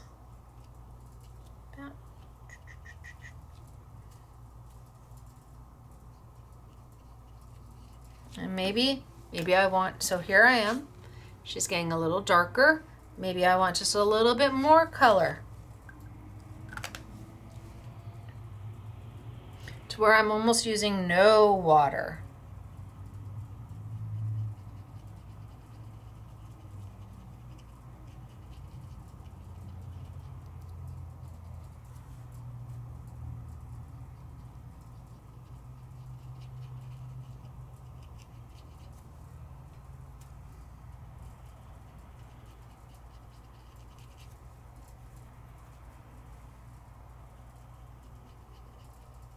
Basically no water. I'm just picking up that color and going with it.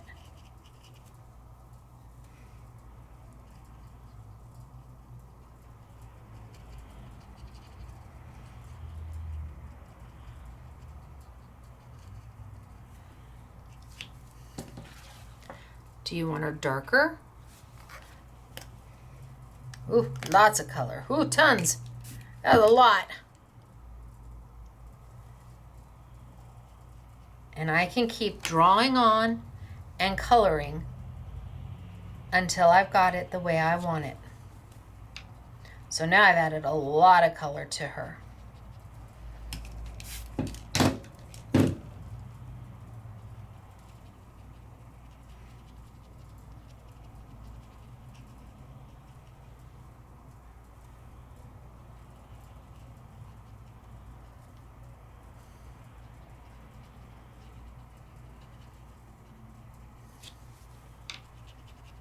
But do you remember the color we started with?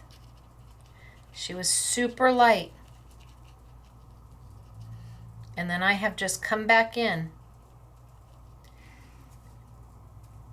and added the definition.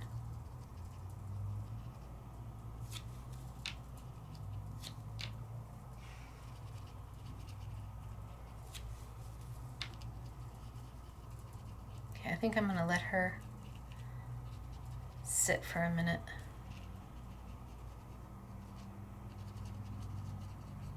Now she's really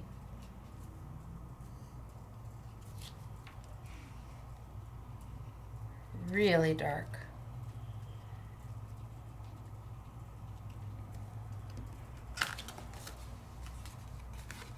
I'm gonna let her sit for a minute. Oh, I have to do her face.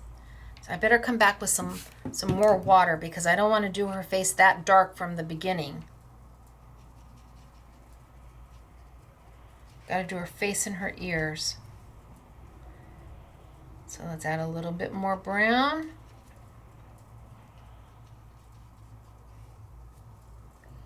And then a little bit more brown.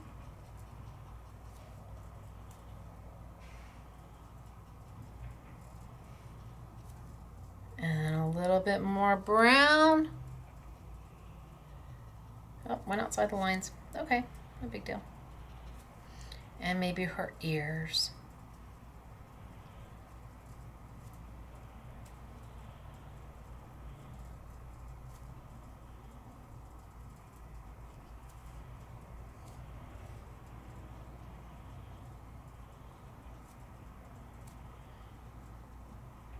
I'm gonna let her sit. Now I'm gonna bring over my guy, and I'm gonna do his skin tone. So I'm gonna be using my browns and my pink to achieve whatever skin tone you are you're looking for. So I'm gonna keep it kind of light because I tend to be more pink than I am anything else. If I go out in the sun, I burn instantaneously. So I'm gonna put some light, very light brown down.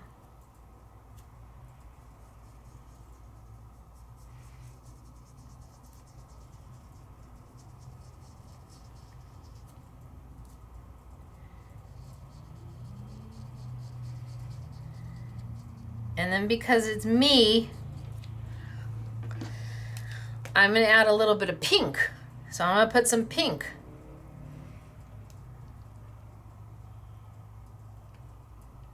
Okay, I got some pink down and a little bit of water.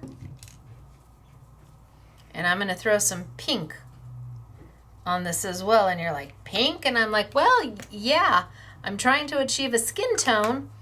And like I said, Michael Jr. and I tend to be more more pink than anything else, while James and his father, they can tan, and they just, yeah, not little Michael and I, we burn. So I'm gonna get some pink in here, and I'm going to make my skin tone. Make it to what I need it. And I'm gonna let it sit, because as it dries, the color softens out. So these are the same colors, same browns. Totally different look though, right? Completely different look. She's dry. I can go back in if there's a place where I want to add a little bit more. I can call it done.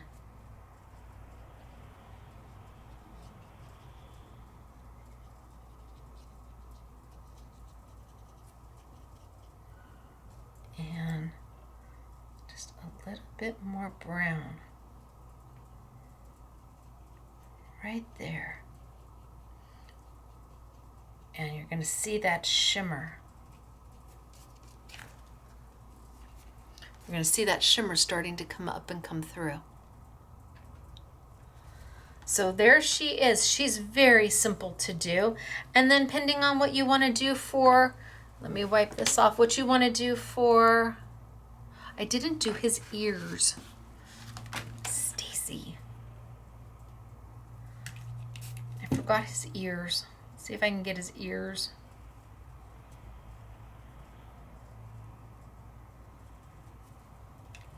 A little more brown.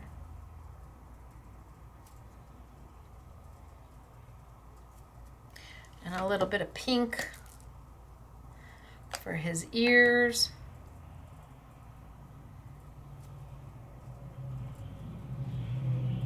I might have gone a little dark on his ears. Oh well. But I like the skin tone. It does kind of look like me. So let's go back with her.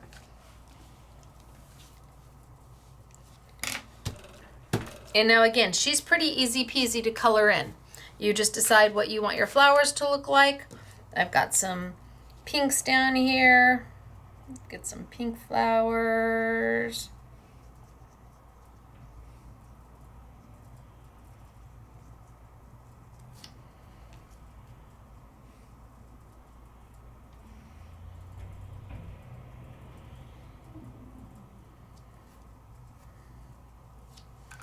And a pink flower there maybe.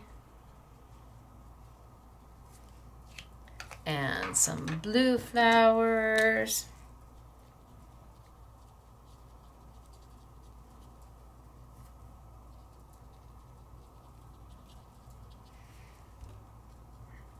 And then I can go in with my greens.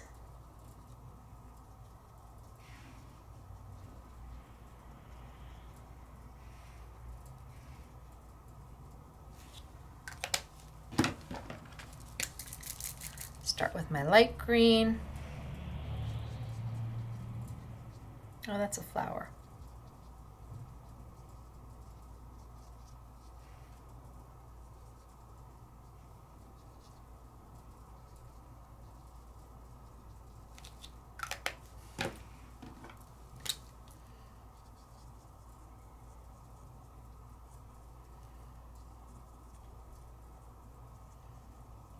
Blue flower, pink flower. I think you get the idea. And I can go in with my darker greens. Oh, I think I'm going to go in with my lighter greens here. Light, light, light, light, light, light.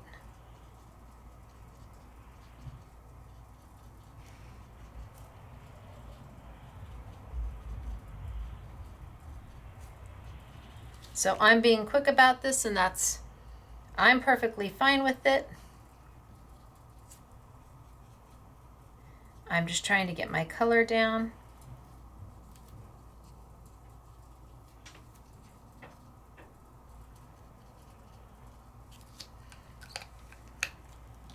And then I can go back in. So I added a lot of light green. And then I can just go back in and put some dark green just kind of at the bottoms of some of those light greens.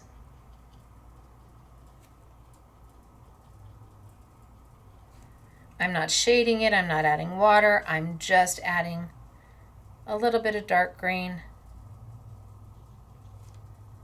to some of the bottoms, and maybe I do some of them in a full shade of that green.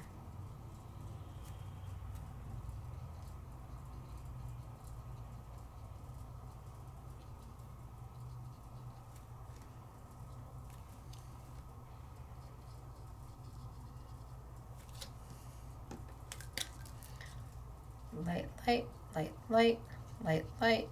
And I'm only using the colors that come in the sets that we have for the sparkle markers.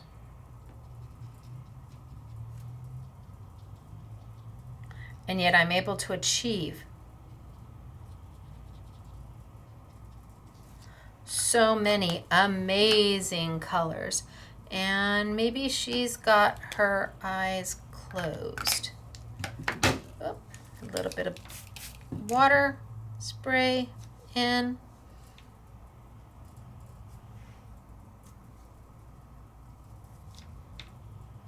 And maybe she's got her eyes closed. So she's getting there, right? But she looks completely different than he does, even though it was the same inks used. Let's just finish her up and then we'll finish him up. All right. So this time I'm going to make her background. I'm not going to put my paper and piece it in. I'm going to make her background. So I'm going to start with a light blue. I'm going to take that light blue, get some on here. There we go. Got some light blue going on right there. Spritz. And maybe I'll use a flat brush.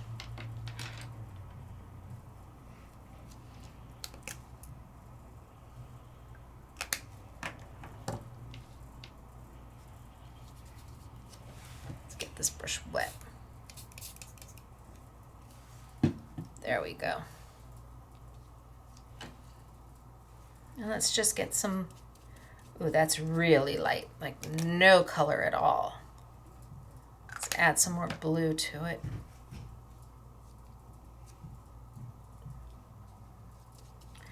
Better.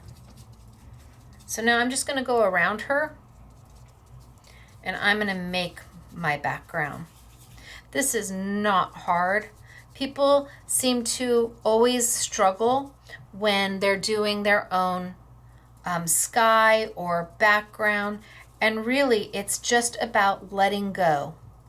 I know that's easier said than done, I really do, but it is the truth. You just have to do it and then step away. Don't critique while you're working.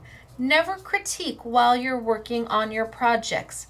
You need to give that project an opportunity to become what it's supposed to be. If you sit there and critique the whole time that you're not happy with the color, or I went out of the lines on her, I did. I'm not going to worry about it.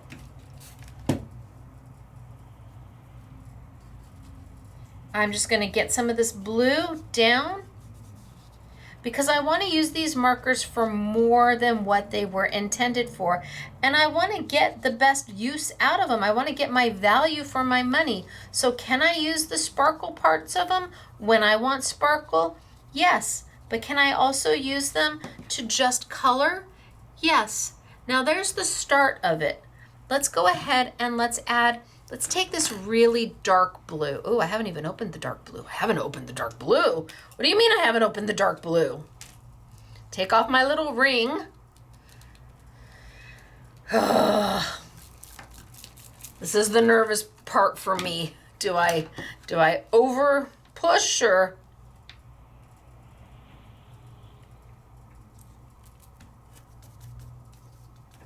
So I gave one little push.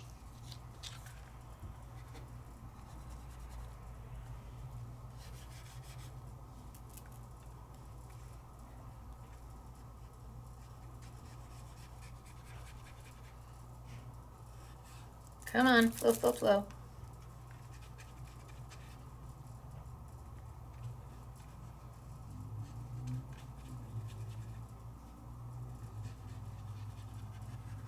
Okay, good.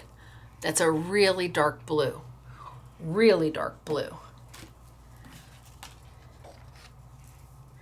And I'm going to put some here. Oh, yeah, lots. Okay. Oodles. And let's take my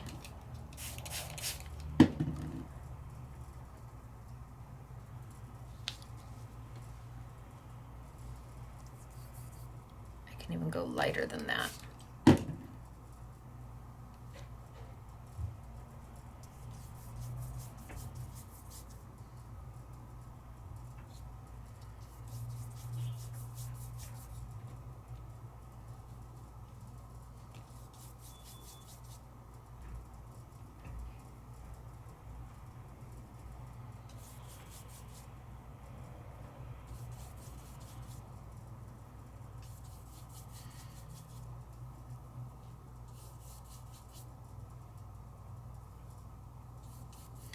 Look at all the color.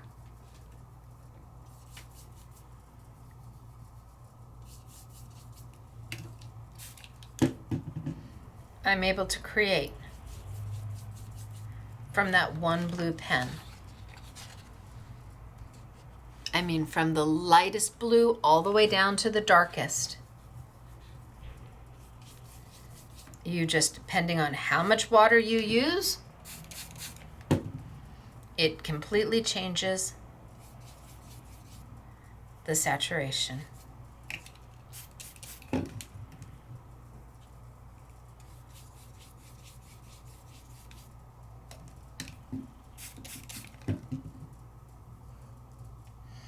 To where you are talking about whispers of color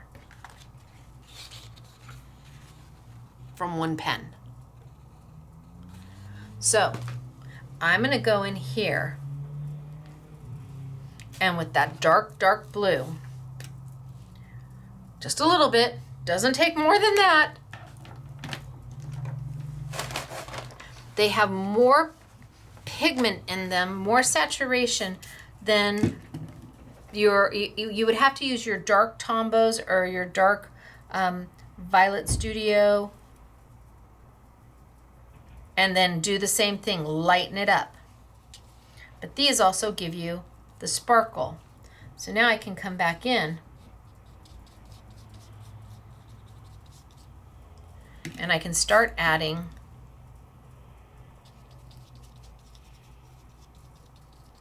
some depth of color. And I'm just going all around.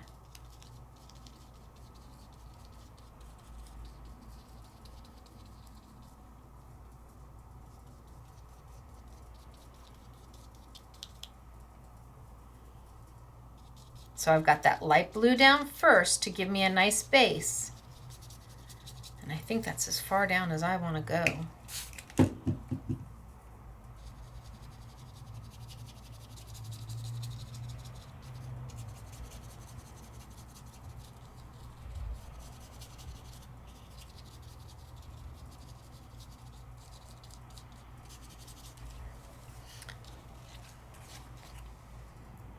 maybe a little too far down. So I'm going to darken that top up a little bit more to make it look a little lighter down below. I'm going to come back in and add some dark.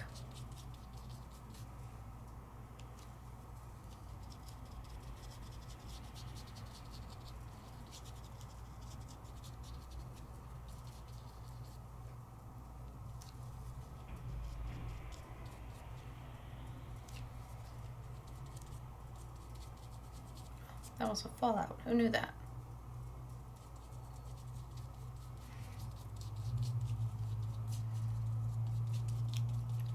Just to get that light, because I went a little down a little further than I had wanted to go, I'm going to darken up here to make this seem even lighter.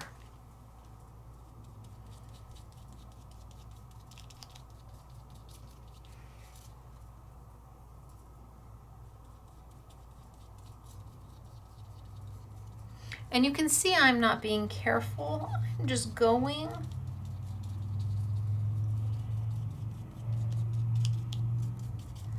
And I might even add, just because I can, maybe just a little pink.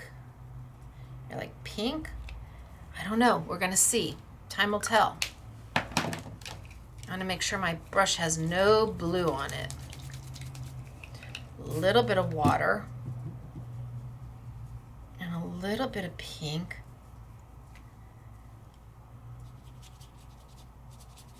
Almost like maybe it's kind of a little bit more pink.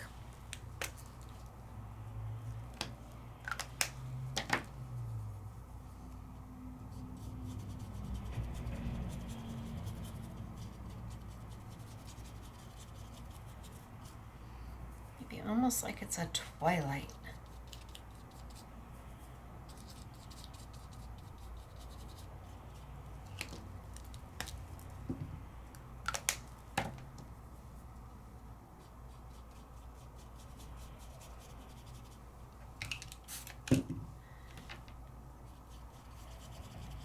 And there's no right and there's no wrong. There's just do.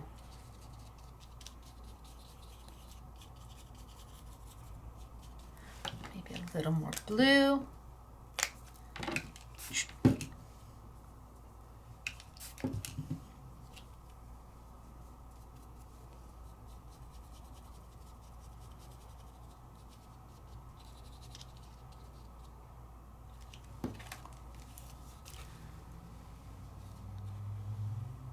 And we're just creating. And remember, we're on white paper.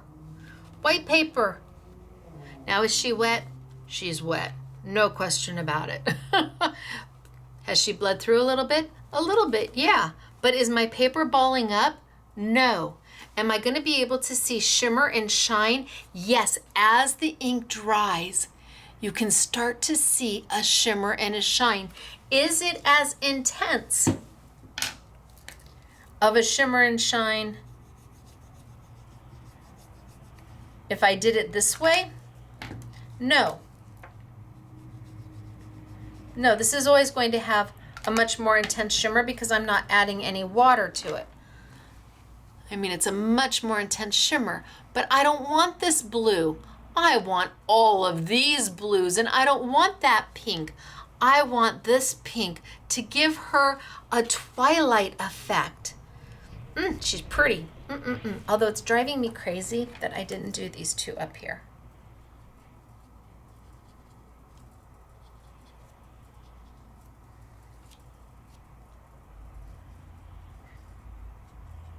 I'm just going over the colors I had already down.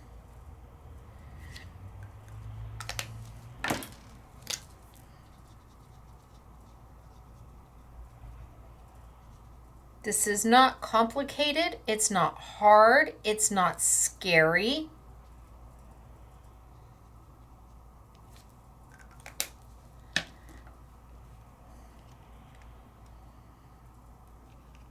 I feel like I need to add a little bit of super light brown. That's all I'm going to put. I mean, we're talking very little ink. That makes these pins go a lot further. A little bit of brown right there.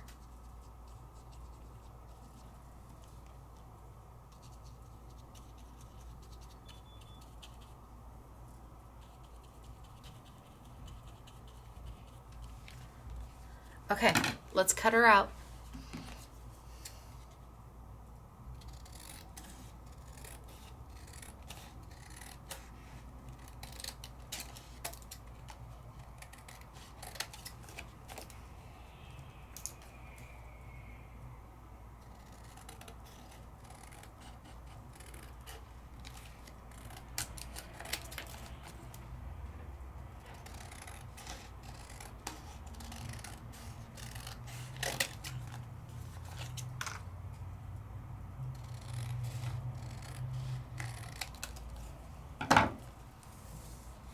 Okay, there she is.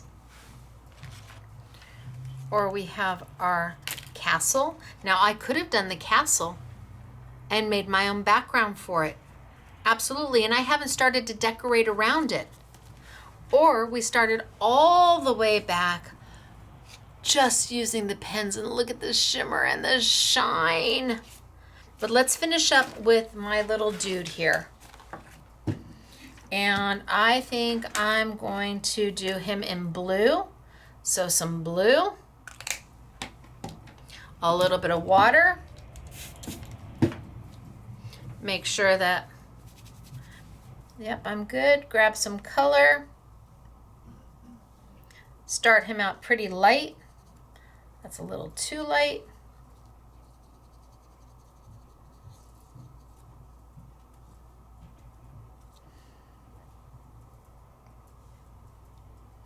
And I'm just going to do his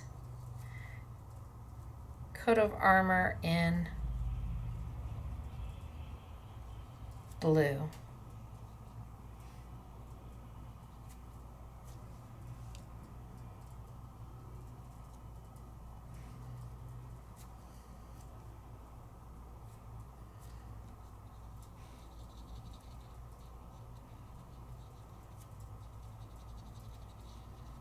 Okay, that looks good.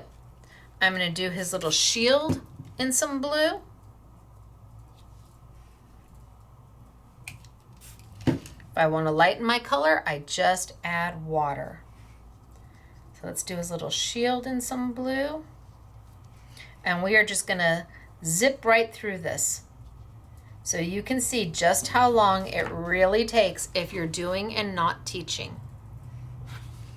I'm just going to zip right through this. I'll do his little hat with some blue.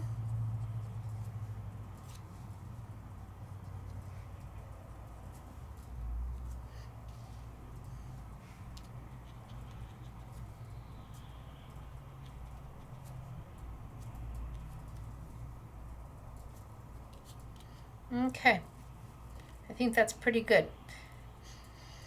So let's do some black.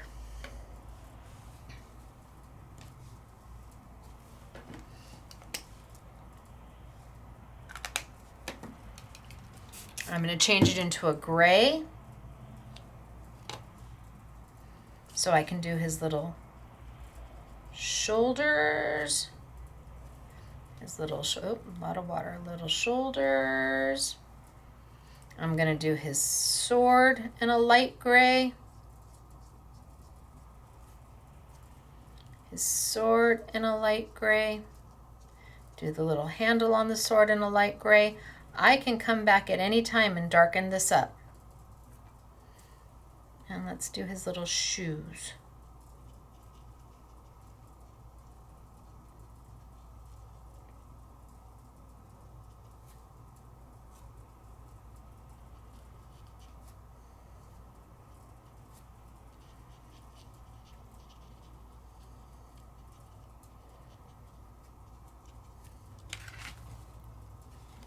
Okay, so I missed a piece of blue, so I'm going to go back and get that when I go back into add my blue. Let's see if we want to do his shield. We'll add a little orange to his shield. Or do we want to add green to his shield? How about green? Orange, green, orange, green. How about green? Let's use that dark green. I haven't used the orange anywhere. Maybe we'll use the orange and the green. We'll make him very colorful.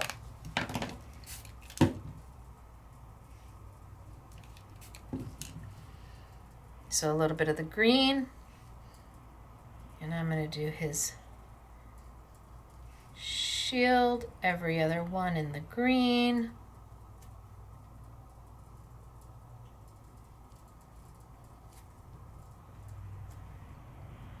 And his hat, every other one in the green.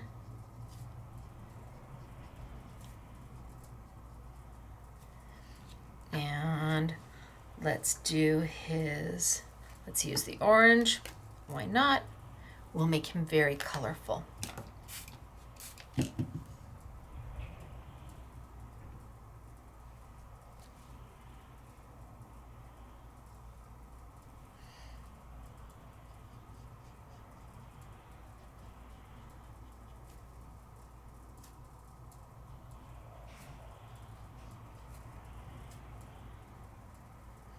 And all of this is going to have a slight touch of shimmer to it.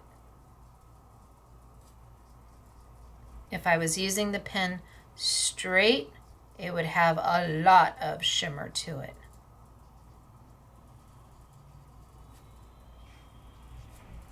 But then look at the color of the orange. So here's the color of orange that I'm working with. There's the actual orange. There's a big difference between the two colors. Just by lightening it up, desaturating it. Now I'm going to go back and I'm going to add definition to all of this. Let's put a little orange. Let's do his belt, maybe his belt in orange.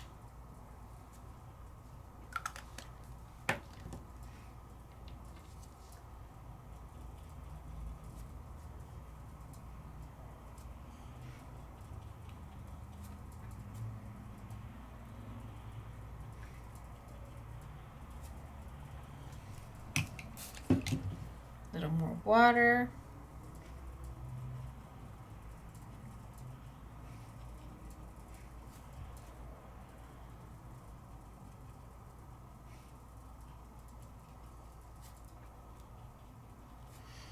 And maybe the tops of his boots in that orange.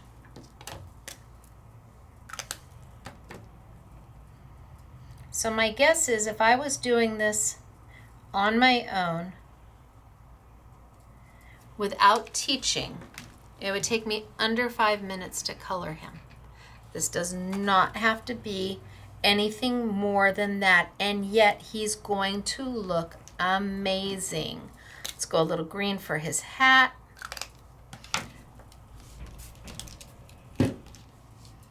And all I'm doing is laying down a nice base color.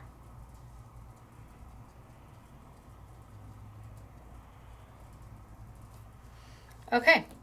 Oh, and maybe a little orange on his necklace. Or would, yeah, there we go. Okay. So I've got a base color, he's done. Now I go back in and I add all my detail. Let's grab that blue. A little bit of blue. A little bit of water.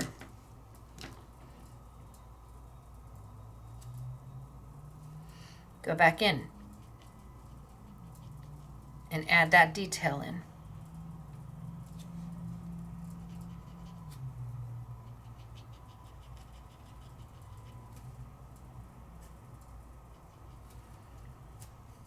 So I'm making him some shadows and some shading.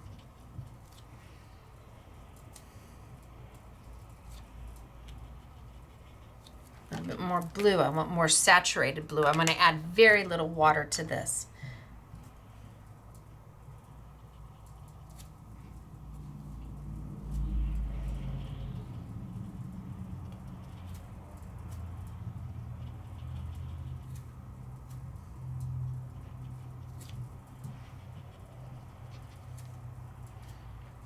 Very little water.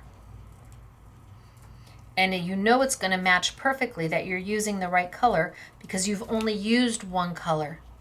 So you're not changing the hue of the ink, you're just changing the saturation of the ink. Great, blue looks good. Look at him. Now he's got some saturation going on. Now you see some depth in his coat of armor, right? Let's keep going. Bam. A little bit of water. In there, grab some color. Blot it off a little bit. And let's add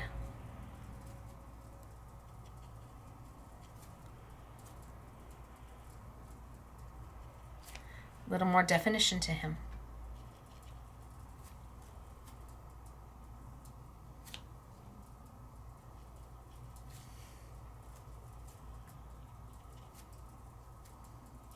And I am not an artist. I'm just adding it to the corners because that's usually where the shadows are.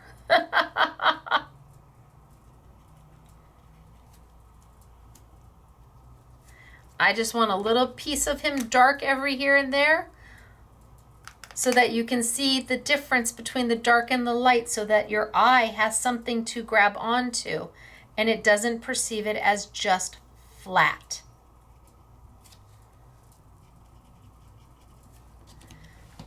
Okay, so there he is. Let's add some to his shield. And again, I'm just working in blue.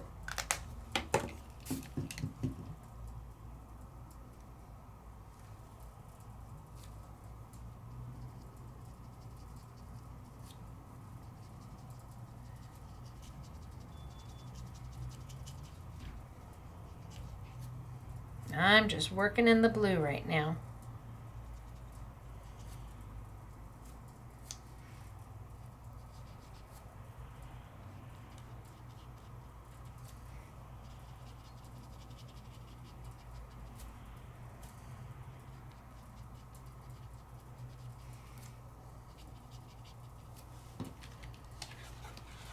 Shield. Great, right? Looks good. Let's add a little to the hat. Oops, I went out a little bit. Okay, I'm going to live with it.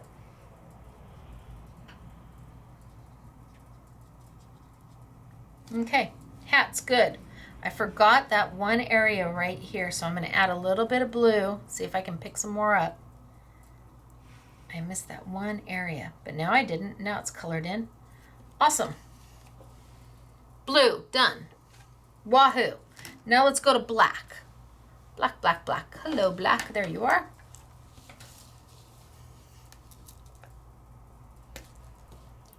Black.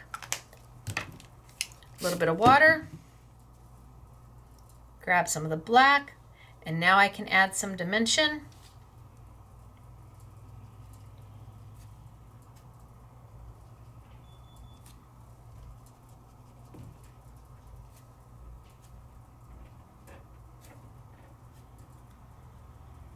His little shoulders.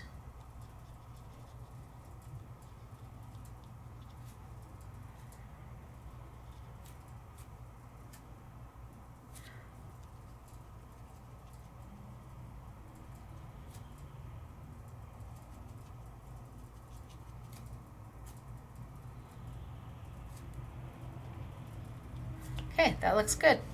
Done. Not trying to do any more than that. Let's add a little dimension. 2. Oh, a little more black. Zoop. A little more dimension to his sword.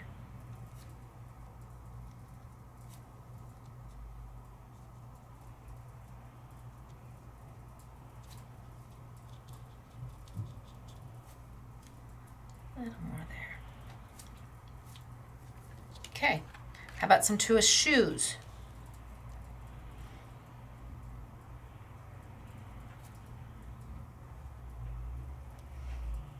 And more black. Shoop.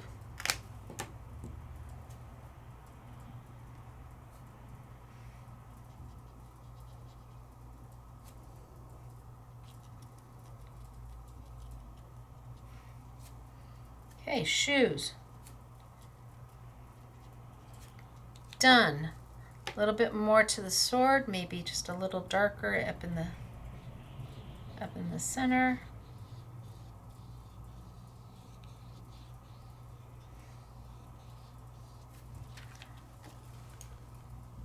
Right? Can you see it? Do we want to go darker in the greens? We can. We can go darker in the oranges. Orange, zoop. Little water. Make sure my brush is clean. Grab some of that orange.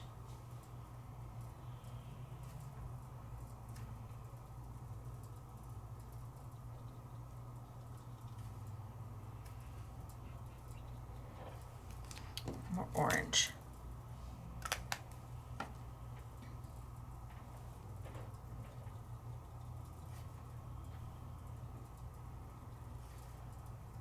A little darker in my orange.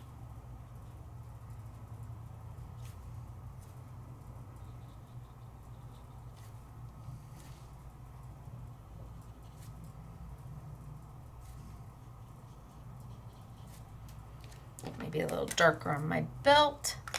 Oh, I need to do the belt buckle.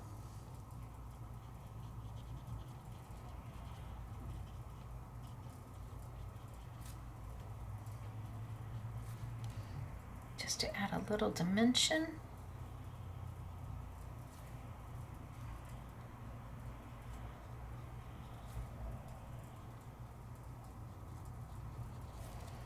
Okay, that looks good. Little more in the green. Okay, might as well. Nope, wrong green. I want the dark green.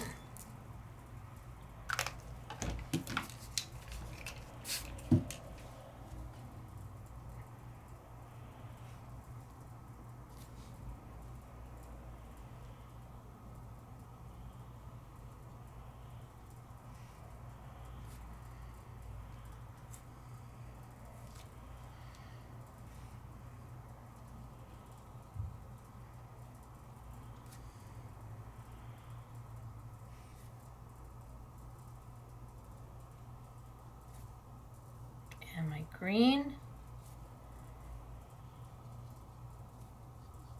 Now a little more defined. He looks totally different than what we started with, and it was all done with shimmer pens. His face has got a little shimmer on it. He's so cute. His hands. Should we do those in the blue?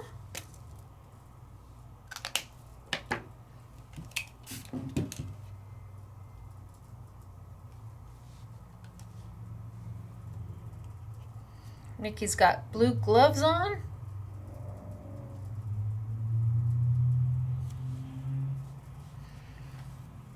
And his little belt. Let's do his little belt in our black. I mean, just a dot.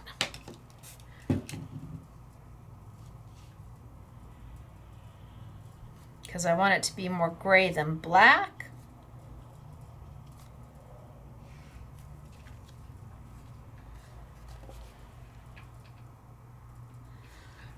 Right? He's just about there.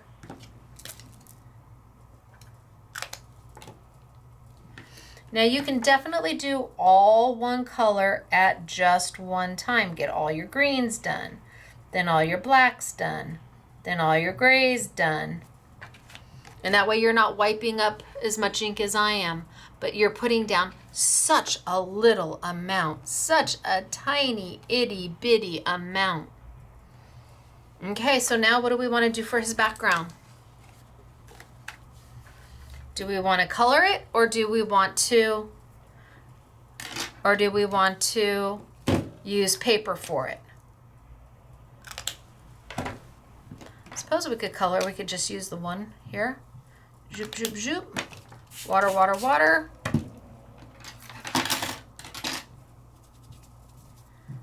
Mix my two together to get a super light blue.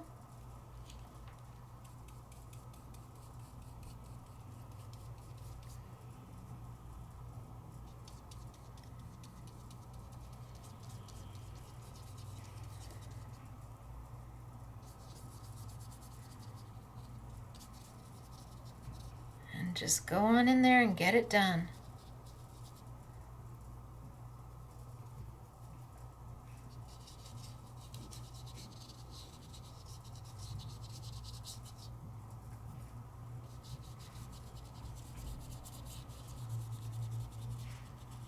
And you see how quick I'm doing this. This is not precision painting. I am not a painter. I'm a crafter.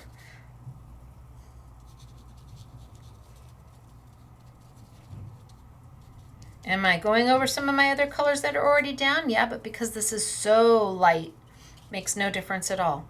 Now we can go in with a little darker blue maybe.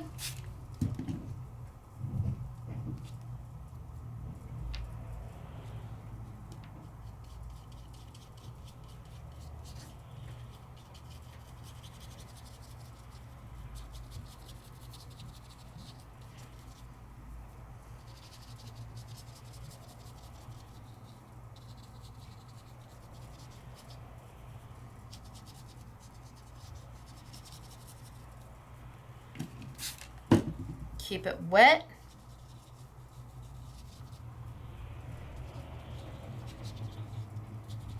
I think that's as far down on that dark as I want to go. And then come back in, maybe a little darker up at the top.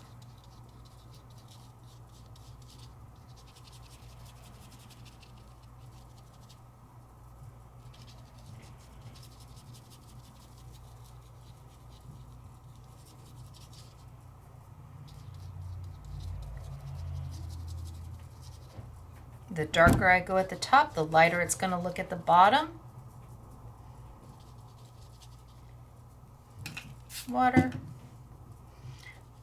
I think I'm going to put the precision or the turbo misters on sale because boy, it is the one thing that you absolutely positively are going to need. Even if you're palette painting with your regular markers.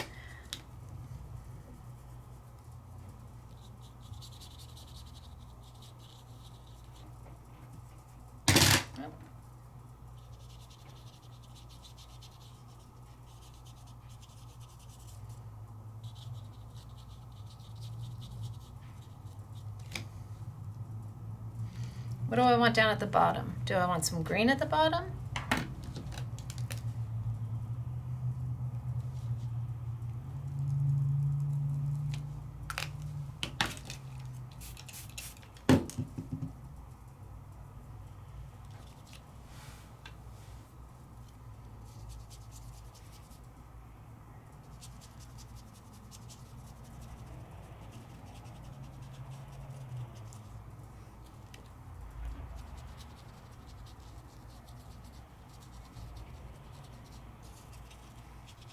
Kind of have that green go into the blue.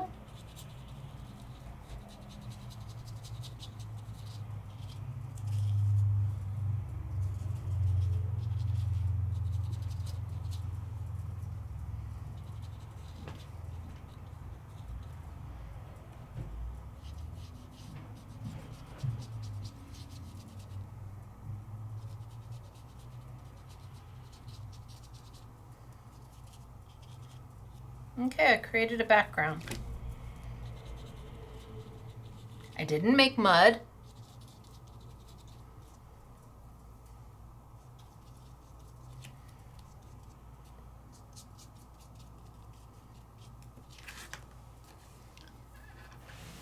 It can be that easy. It really can. And you use such little ink because they're so highly pigmented to counterbalance all of that mica in there. And then as it dries, that shimmer is going to come up.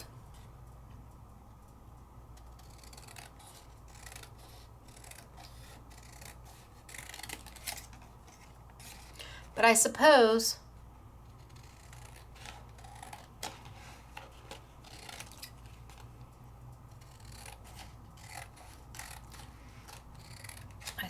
I could have also,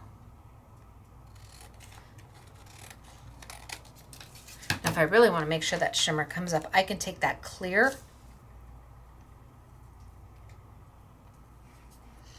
and I can put that clear over the top of his sword.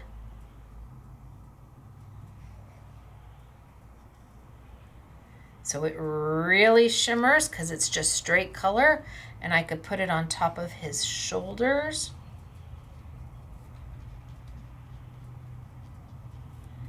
And on his belt.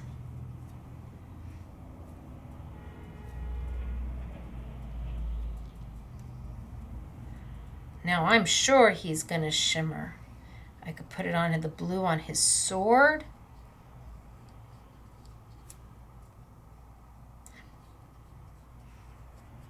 It's not gonna move the color I've already put down. It's just gonna lay on top of it. So it really shimmers. And as it dries, you will see that color come up. But I also could have, had I wanted to,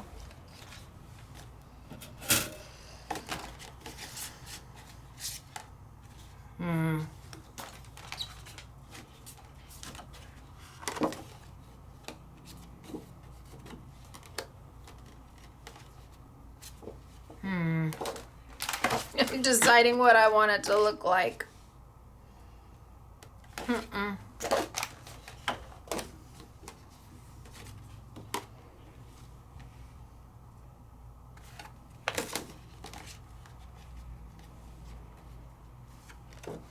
Maybe we try this one.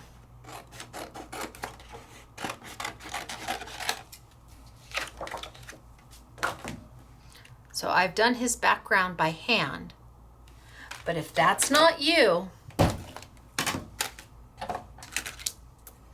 because you don't have any lines to color inside of, doing a background sometimes can be scary, but you just have to go, and then you have to walk away and leave it, and then come back. Before you throw anything away, you have to, I'm not squared, that's why I'm backing out. This is my habit of not squaring. There we go.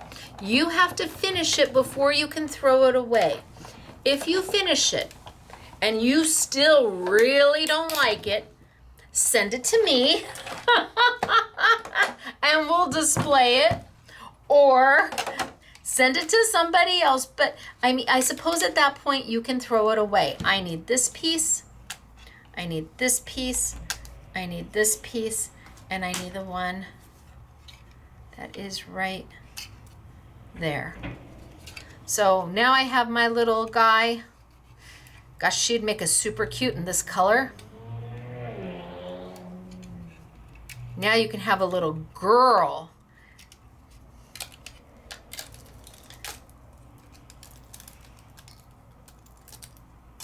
You could finish her out. Wait a minute, I need this piece. I need these 4 pieces. You could finish her out in little girl colors or boy colors.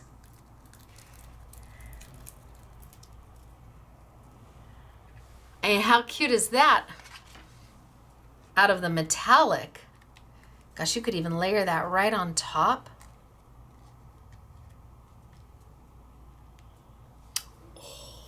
Oh, is that cute? But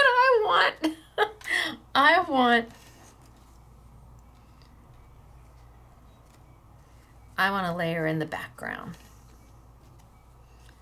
So if you don't want to color, the paper piecing is as easy as possible, especially if you're doing the background. There's just 4 pieces. That's it, 4.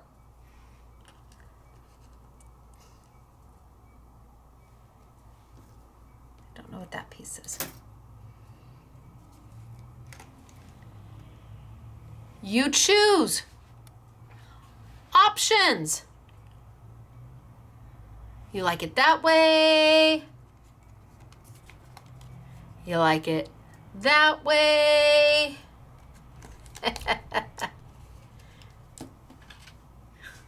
You want to layer that on top of the black so you hide the black, but you keep all the colors. I could have cut it out and just put this down and then colored inside. So cute. You have options. It's entirely up to you. Do you have to use these dies? No, you can do this with anything. Are the dies limited? Yes.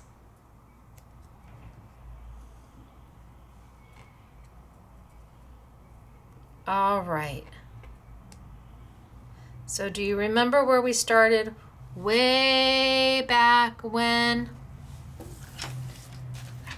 I showed you how to use the markers just as they were intended for the shimmer and the shine?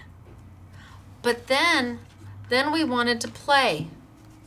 And we took that one black marker and look at all the colors we made out of that one black marker.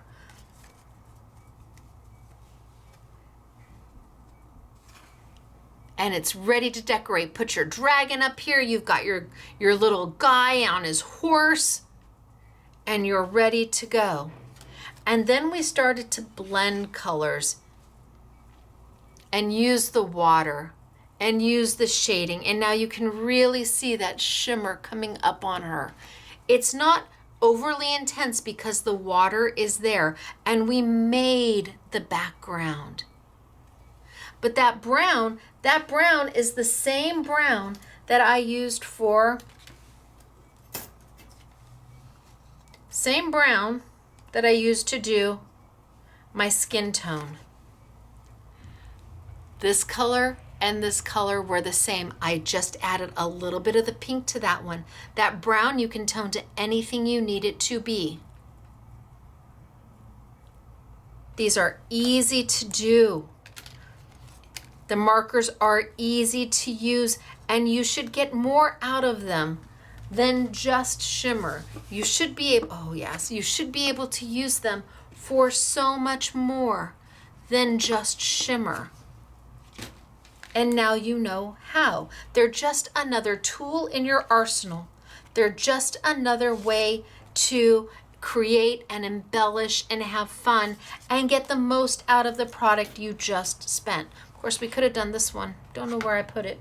There's the, it's not underneath it, right? There's the pixie dust one that was on top of this too. No idea where it went, but that's okay. You get the idea. I could go in and I could color this background. And then this background was all done in that transparent shimmer. All right, you guys, it was easy. I told you it wouldn't be a lot of, there's not too much going on here. A lot of fun and something that I think every level of crafter can do. Because remember, we are working on white paper. That's it, white and black paper and some markers. We didn't get into anything expensive on the paper. You make your own.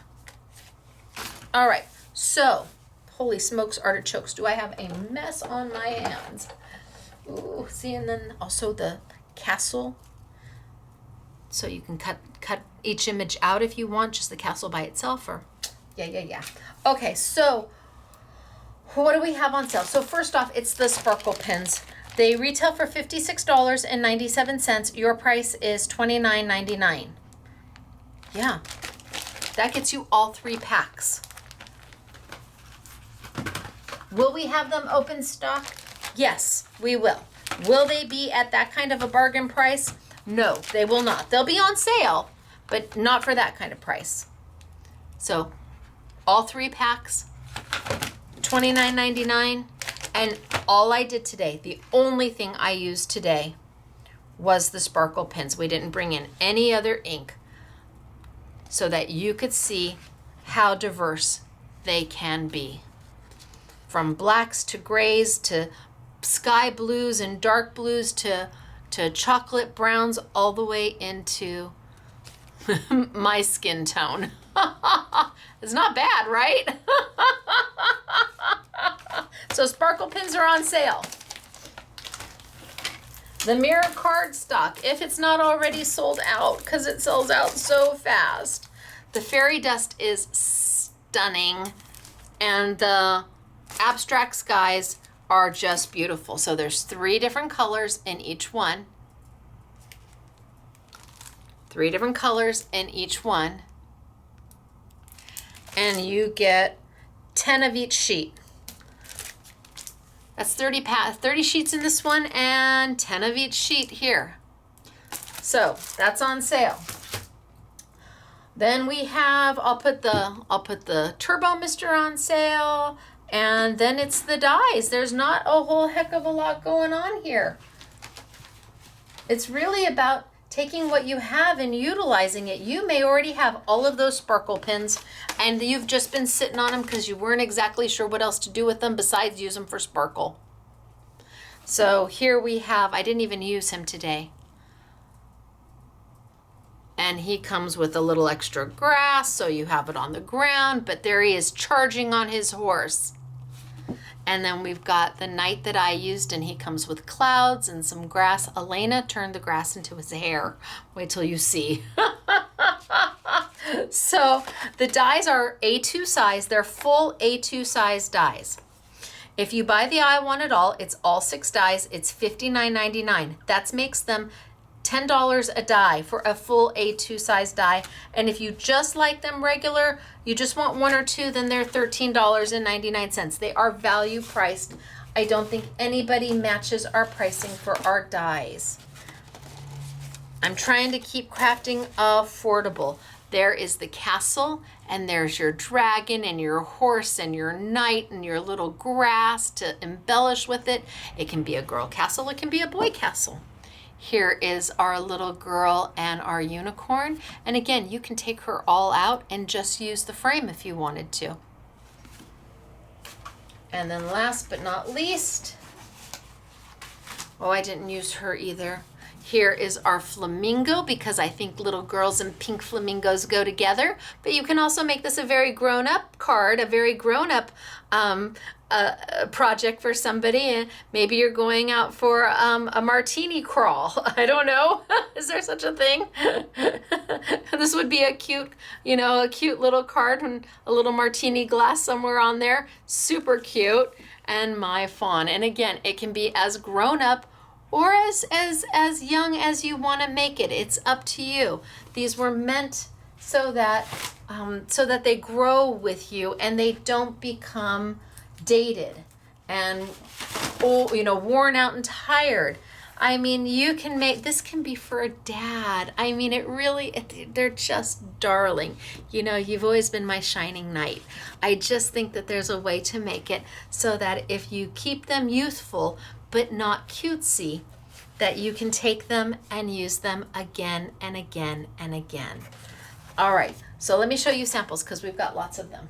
Let's start with Belinda. Okay, Catshire. Are you ready for this? Okay, so here we go with Belinda. Let me zoom on in. Here we have Belinda, Catshire. Yes, she put a cat face right in the middle. You gotta love Belinda, right? Now she did tons of paper piecing. God bless her pea picking heart. And here, I don't know where she found the paper, but it's pretty rock star paper. And then she has the knight on his horse right on top of the paper. And she cut it twice. So she cut it out of what looks like opulent paper, but also black. And the black went down first, and then as a shadow. And then she put the other on top, slightly askew. And here, look at this is just pretty. It's literally just paper. She found that paper, cut the die, called it done. Beautiful. I think this might be the Tranquil paper. Beautiful. And then her flamingo. Right? This just reminds me of very Disney-esque in the colors. I feel like I should be at the Tiki Room right now. I will not sing anything from the Tiki Room because I will be caught for copyright infringement. Disney don't play when it comes to things like that. Then let's look at Claire. Let's bring Claire over. And look at, he's just wonderful. And of course she should know she's British. So they have, they had knights and kings and all sorts of wonderful things all the many years ago over in the UK and in Europe. I've been to many museums where, yep, that's what it looks like. And then we have Claire. Look at how pretty, right? I mean, this can be as youthful or as adult as you want it to be. I don't know anybody who would not smile receiving this card. And here we've got the castle and you've got the flying dragon. Again, I you know, for even a tween, even a teenager, they're going to appreciate this. And look at how beautiful is this. Right? So pretty. And then she did some coloring on top of glitter.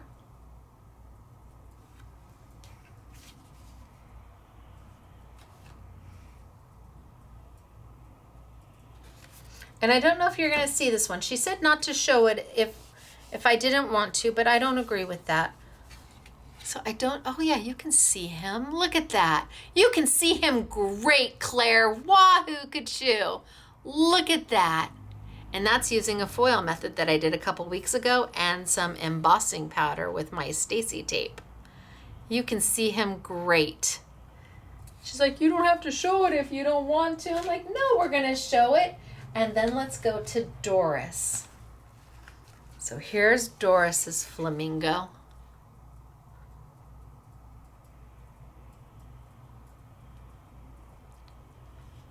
Pretty, right? And look at her little, it's like a storybook. It's just like a storybook.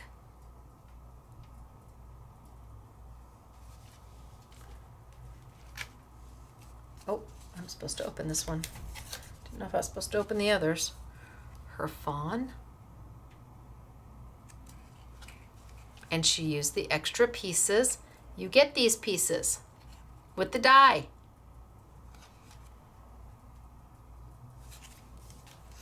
And she made a girl knight. Her daughter is Catherine and absolutely put a ponytail on her and everything. Look at the dragon. She made a girl knight. Well done. I agree, Doris. Well done. And look at it. These are cute. Everybody wants me to make a bigger dragon, so I'll see where I can do that. Now, Doris overachiever, you. Here's her slimline. So you've got the knight on his horse leading up to the castle, which she cut out with your dragon. Hello, little overachiever, you. And then you open it. Okay, I am sorry, adult or child, I don't know anybody who would not love to get this. This is frameable. And then let's look at Elena. This one too is frameable. Elena, this is just so amazing.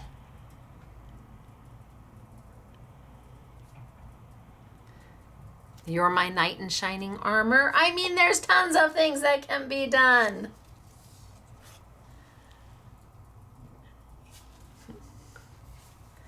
You slayed it?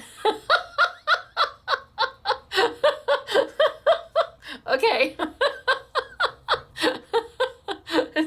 This is pretty, right? Really pretty. I need to get off the knights. Now all of a sudden all the puns are coming to my head. Look at this. She just took oodles of her older Prima flowers that she's never used, and bam! And again, Elena, you just nailed it.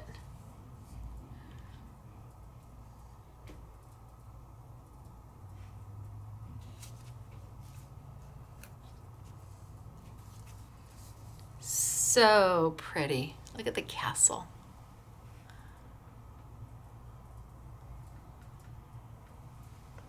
And this is her knight that she took the grass that comes with the knight and she made hair out of it.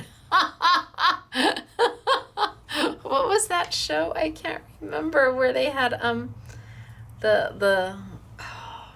on HBO, I think, and it's all knights and with wild flowing hair. There you go. Love it, Elena. Love, love, love. And then, of course, we've got a couple layouts. So Elena did this one for a boy layout, although you could change it and make it a girl layout just by changing the colors. But you've got your knight. Here's the grass that goes with him. You've got him on the horse. You've got the clouds that come with it. So all of that from two dies. And then she did, look at how beautiful. So this is using opulent paper. And she paper pieced everything back together. And this is all opulent. So pretty. And just a simple, pretty girl layout. Great for a birthday, whatever, just pretty in pink. And then Claire did a layout. And again, honing in on her British roots. I love it. She's got the shield. I think that's an old Spellbinders die. Look at him. He's amazing. And again, this is the glitter and foil technique that I did a couple weeks ago. Doesn't he look great? She's got the dragons flying. Love it. So a couple layouts for you. And then last but not least is from Elena. And, okay, right? Okay, so she's got the castle and she's got all the little animals that come with the animals comes with the horse and the little girl and the unicorn. She's got the dragon, she's got the clouds. It's all dimensional out. And of course it is Elena. So it lights up. I mean, wow. And just a wood frame, and she painted it with the pink and the glitter. Wow. All right, you guys, that's it for me. I hope you see how you can take things that you may that were really meant for one thing and use them for something else. And the sparkle pins, these are not new colors.